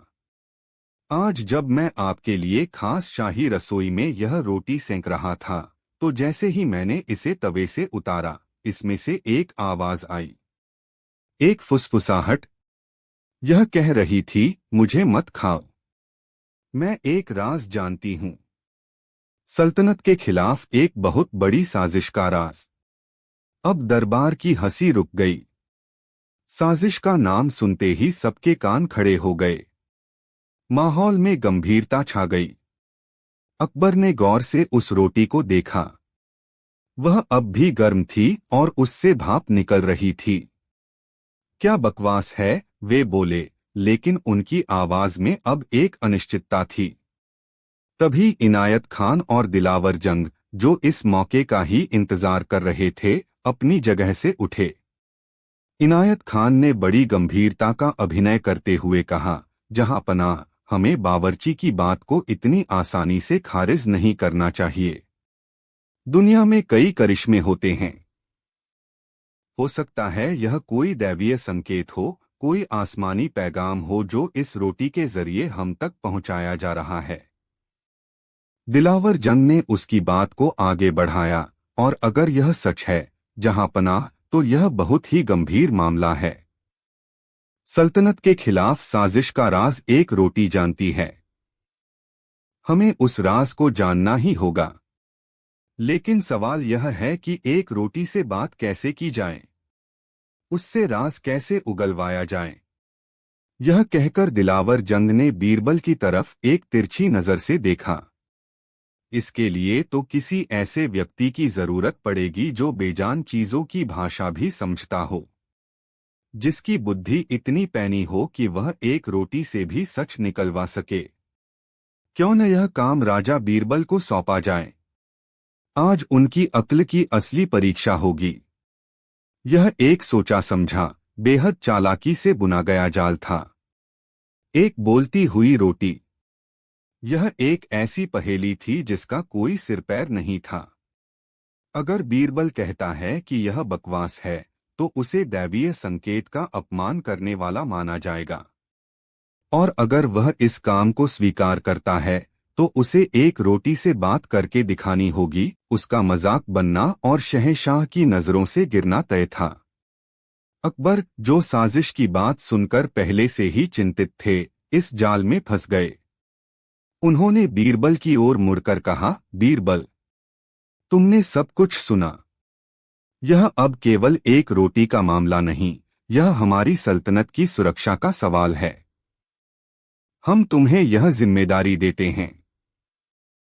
इस बोलती हुई रोटी से बात करो और पता लगाओ कि वह क्या राज जानती है। हम तुम्हें कल सुबह तक का वक्त देते हैं। अगर तुम कामयाब हुए तो तुम्हारा नाम इतिहास में लिखा जाएगा, और अगर नाकाम हुए तो यह तुम्हारी सबसे बड़ी नाकामी मानी जाएगी। दरबार में एक गहरा सन्नाटा पसर गया।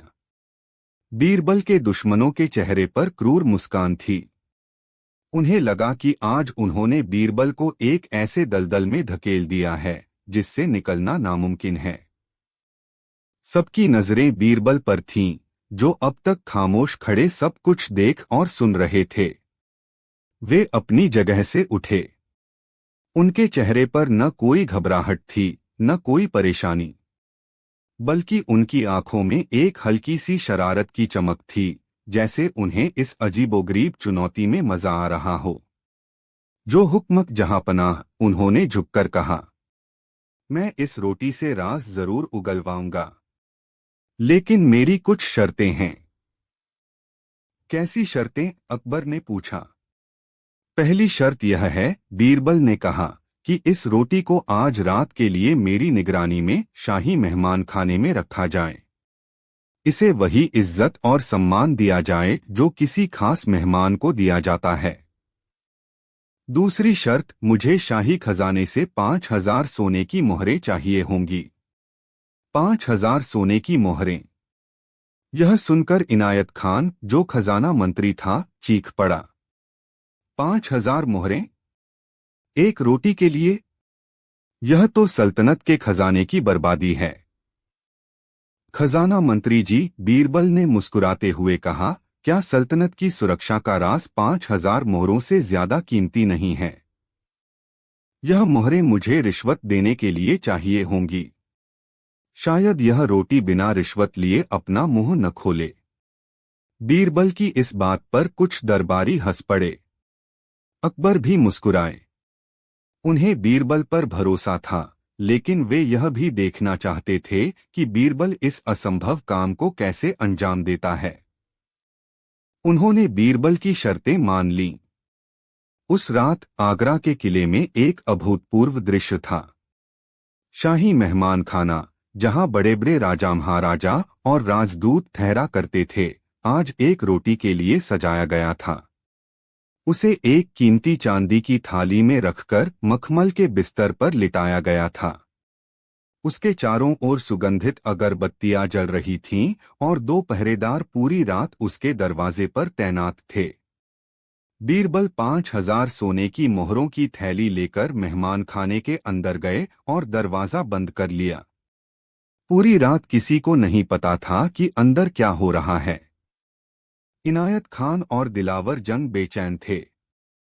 उन्हें लग रहा था कि बीरबल या तो कोई जादू टोना करने का नाटक कर रहा है, या फिर उसने हार मान ली है और बस वक्त काट रहा है। अगली सुबह पूरा दरबार फिर से खचाखच भरा हुआ था। हर किसी की आंखों में उत्सुकता थी। क्या बीरबल रोटी से बात कर पाए? क्या वह कोई राज जान पाए? शहंशाह अकबर अपने सिंहासन पर आए। बीरबल को पेश किया जाए, उन्होंने हुक्म दिया। बीरबल मेहमान खाने से सीधे दरबार में आए। उनके चेहरे पर एक गहरी थकान थी, जैसे उन्होंने पूरी रात जागकर गुजारी हो। उनके हाथ में वही थाली थी जिस पर रोटी रखी थी, लेकिन अब वह रोटी सूखी और बासी लग रही थी। क्यों बीरबल? अकबर ने पूछा। क्या तुम्हारी मेहमान से कोई बात हुई? क्या उसने अपना मुंह खोला? बीरबल ने एक लंबी सांस ली। जी जहांपनाह, बात हुई। बहुत लंबी और मुश्किल बातचीत हुई। यह रोटी बहुत ही जिद्दी और चालाक निकली। इसने मुझे पूरी रात छकाया। यह सुनकर इनायत खान और दिलावर जंग ने एक दूसरे को देखा और मुस्कुराए। उन्हें लगा कि बीरबल अब कोई मनगढ़ंत कहानी सुनाने वाला है। तो बताओ, उसने क्या राज बताया? अकबर ने बेसब्री से पूछा। जहांपनाह, बीरबल ने अपनी आवाज में रहस्य का पुट घोलते हुए कहा। रोटी ने बताया कि सल्तनत के खिलाफ वाकई एक बहुत बड़ी साजिश हो रही है। एक ऐसी साजिश जो हमारी जड़ें हिला सकती है। दरबार में कानाफूसी शुरू हो गई। बीरबल ने आगे कहा। रोटी ने बताया कि इस साजिश में हमारे ही कुछ बड़े और भरोसेमंद लोग शामिल हैं। वे लोग जो दिन में सल्तनत के वफादार होने का दम भरते हैं और रात में दुश्मन से हाथ मिलाते हैं। वे लोग सल्तनत का खजाना लूटकर उसे कमजोर करना चाहते हैं। यह सुनकर इनायत खान, जो खजाना मंत्री था, थोड़ा असहज हो गया। लेकिन बीरबल ने, मैंने उसे बहुत समझाया जहांपनाह। मैंने उसे सल्तनत की वफादारी का वास्ता दिया। मैंने उसे 5,000 सोने की मोहरों का लालच दिया। लेकिन वह नहीं मानी। अंत में जब सुबह होने लगी तो उसने कहा, ठीक है, मैं तुम्हें एक इशारा दे सकती हूँ। मैं तुम्हें उस जगह का नाम बता सकती हूँ जहाँ आज रात साजिशकर्ता अपनी गुप्त बैठक करने वाले हैं और जहाँ लूटा हुआ खजाना छिपाया गया है। लेकिन मैं यह राज सिर्फ एक ही व्यक्ति को बताऊंगी, शहंशाह अकबर को। और वह भी अकेले में। यह सुनकर अकबर चौंके। मुझसे? अकेले में? जी जहांपनाह, बीरबल ने कहा। उसका कहना है कि उसे आप पर पूरा भरोसा है। कृपया आप आगे आए और अपना कान इस रोटी के पास लाए। यह आपके कान में उस जगह का नाम फुसफुसाएगी। अब स्थिति बेहद अजीब हो गई थी। शहंशाह हिंद एक रोटी के मुंह से राज सुनेंगे? इनायत खान और दिलावर जंग को लगा कि यह बीरबल का आखिरी और सबसे बड़ा धोखा है। वह शहंशाह को इस हास्यास्पद काम में शामिल करके उन्हें भी मजाक का पात्र बनाना चाहता है। लेकिन अकबर के मन में जिज्ञासा और चिंता का भाव प्रबल था। वे अपने सिंहासन से उतरे और धीरे धीरे बीरबल के पास आए। दरबार में ऐसी खामोशी थी कि लोग अपनी सांसों की आवाज भी सुन सकते थे। अकबर झिझके, फिर उन्होंने झुककर अपना कान उस सूखी, बासी रोटी के पास लगा दिया। सबकी सांसें रुकी हुई थीं। 1 पल, 2 पल, 3 पल। अकबर उसी स्थिति में खड़े रहे, उनकी आंखों में घोर आश्चर्य का भाव था। फिर वे सीधे हुए। उनके चेहरे का रंग बदला हुआ था। उस पर गुस्सा, हैरानी और विश्वास का एक अजीब मिश्रण था। वे वापस अपने सिंहासन पर गए और अपनी भारी आवाज में बोले, सिपाहियों, शाही खजाना मंत्री इनायत खान और दिलावर जंग को फौरन गिरफ्तार कर लिया जाए। यह हुक्म एक बम की तरह फटा। इनायत खान और दिलावर जंग हक्के बक्के रह गए। यह क्या हो रहा है जहांपनाह? हमारा क्या कसूर है? वे चीखे। तुम्हारा कसूर, अकबर गरजे। इस रोटी ने मुझे सब कुछ बता दिया है। इसने मुझे बताया है कि तुम दोनों ही इस साजिश के सरगना हो। इसने मुझे बताया है कि तुमने पिछले कई महीनों में शाही खजाने से लाखों की दौलत चुराई है और उसे यमुना के किनारे एक पुरानी, वीरान सराय के तहखाने में छिपाया है। और आज रात तुम वहीं अपने बाकी साथियों से मिलकर सल्तनत से भागने की फिराक में थे। यह सुनते ही उन दोनों के पैरों तले जमीन खिसक गई। उनके चेहरे का रंग उड़ गया। यह सब सच था, एक एक शब्द सच। लेकिन एक रोटी को यह सब कैसे पता चला? इससे पहले कि वे कुछ और कह पाते, बीरबल ने अपनी कहानी का आखिरी और सबसे शानदार हिस्सा सामने रखा। जहांपनाह, बीरबल ने मुस्कुराते हुए कहा, अब मैं आपको असली कहानी बताता हूं। यह रोटी कभी बोली ही नहीं। क्या? अकबर और बाकी दरबारी एक साथ चिल्लाए। जी जहांपनाह, बीरबल ने कहा। एक बेजान रोटी भला कैसे बोल सकती है? यह सारी कहानी एक नाटक थी, एक जाल था जो मैंने इन असली अपराधियों को पकड़ने के लिए बिछाया था। बीरबल ने समझाना शुरू किया। जब बावर्ची नसरुद्दीन उस रोटी को लेकर आया तो मैं समझ गया था कि मामला कुछ और है। नसरुद्दीन एक सीधा और सच्चा आदमी है, वह झूठ नहीं बोल सकता। इसका मतलब उसने वाकई कोई आवाज सुनी थी, लेकिन वह आवाज रोटी से नहीं आ रही थी। वह शाही रसोई की किसी दरार या रोशनदान से आ रही थी, जहां कोई छिपकर बातें कर रहा था और नसरुद्दीन ने गलती से उसे रोटी की आवाज समझ लिया।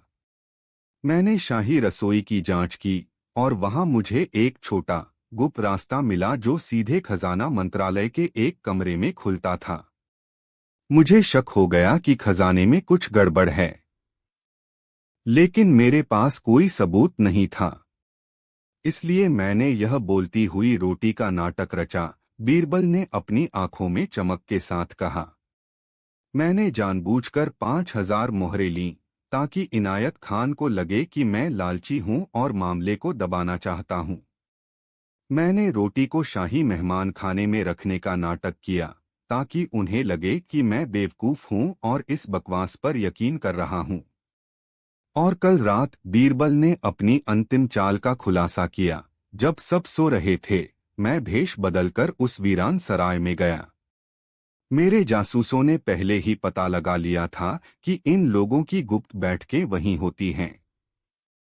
मैं वहां छिपा रहा और मैंने इनायत खान और दिलावर जंग को खुद अपने मुंह से अपनी पूरी योजना बताते हुए सुना। मैंने उन्हें लूटे हुए खजाने को गिनते हुए देखा। मैंने उनके भागने के पूरे रास्ते का नक्शा भी देख लिया। और आज सुबह जहांपनाह, जब आपने अपना कान रोटी के पास लगाया था, बीरबल ने मुस्कुराते हुए कहा, तब मैंने नहीं बल्कि आपने फुसफुसाया था। मैंने आपसे अनुरोध किया था कि आप वही सब दोहराए जो मैंने आपको रात में आकर पहले ही बता दिया था। आपने बस मेरे लिखे हुए संवाद को बोला और इन दोनों अपराधियों को लगा कि रोटी ने ही आपका कान भरा है और वे अपने ही बिछाए जाल में फंस गए। यह खुलासा सुनकर पूरा दरबार सन्न रह गया। बीरबल की बुद्धि का यह स्तर, उनकी योजना की यह गहराई किसी के भी सोच से परे थी। उन्होंने एक असंभव और हास्यास्पद लगने वाली स्थिति का इस्तेमाल करके सल्तनत के दो सबसे बड़े गद्दारों को बेनकाब कर दिया था। शहंशाह अकबर अपने सिंहासन से उतर आए और उन्होंने बीरबल को गले से लगा लिया। बीरबल, तुम सच में नायाब हो। तुम्हारी बुद्धि का कोई मुकाबला नहीं।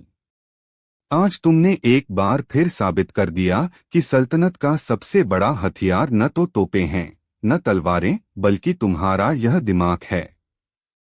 इनायत खान और दिलावर जंग को उनकी सजा मिली और लूटा हुआ खजाना वापस सल्तनत में आ गया।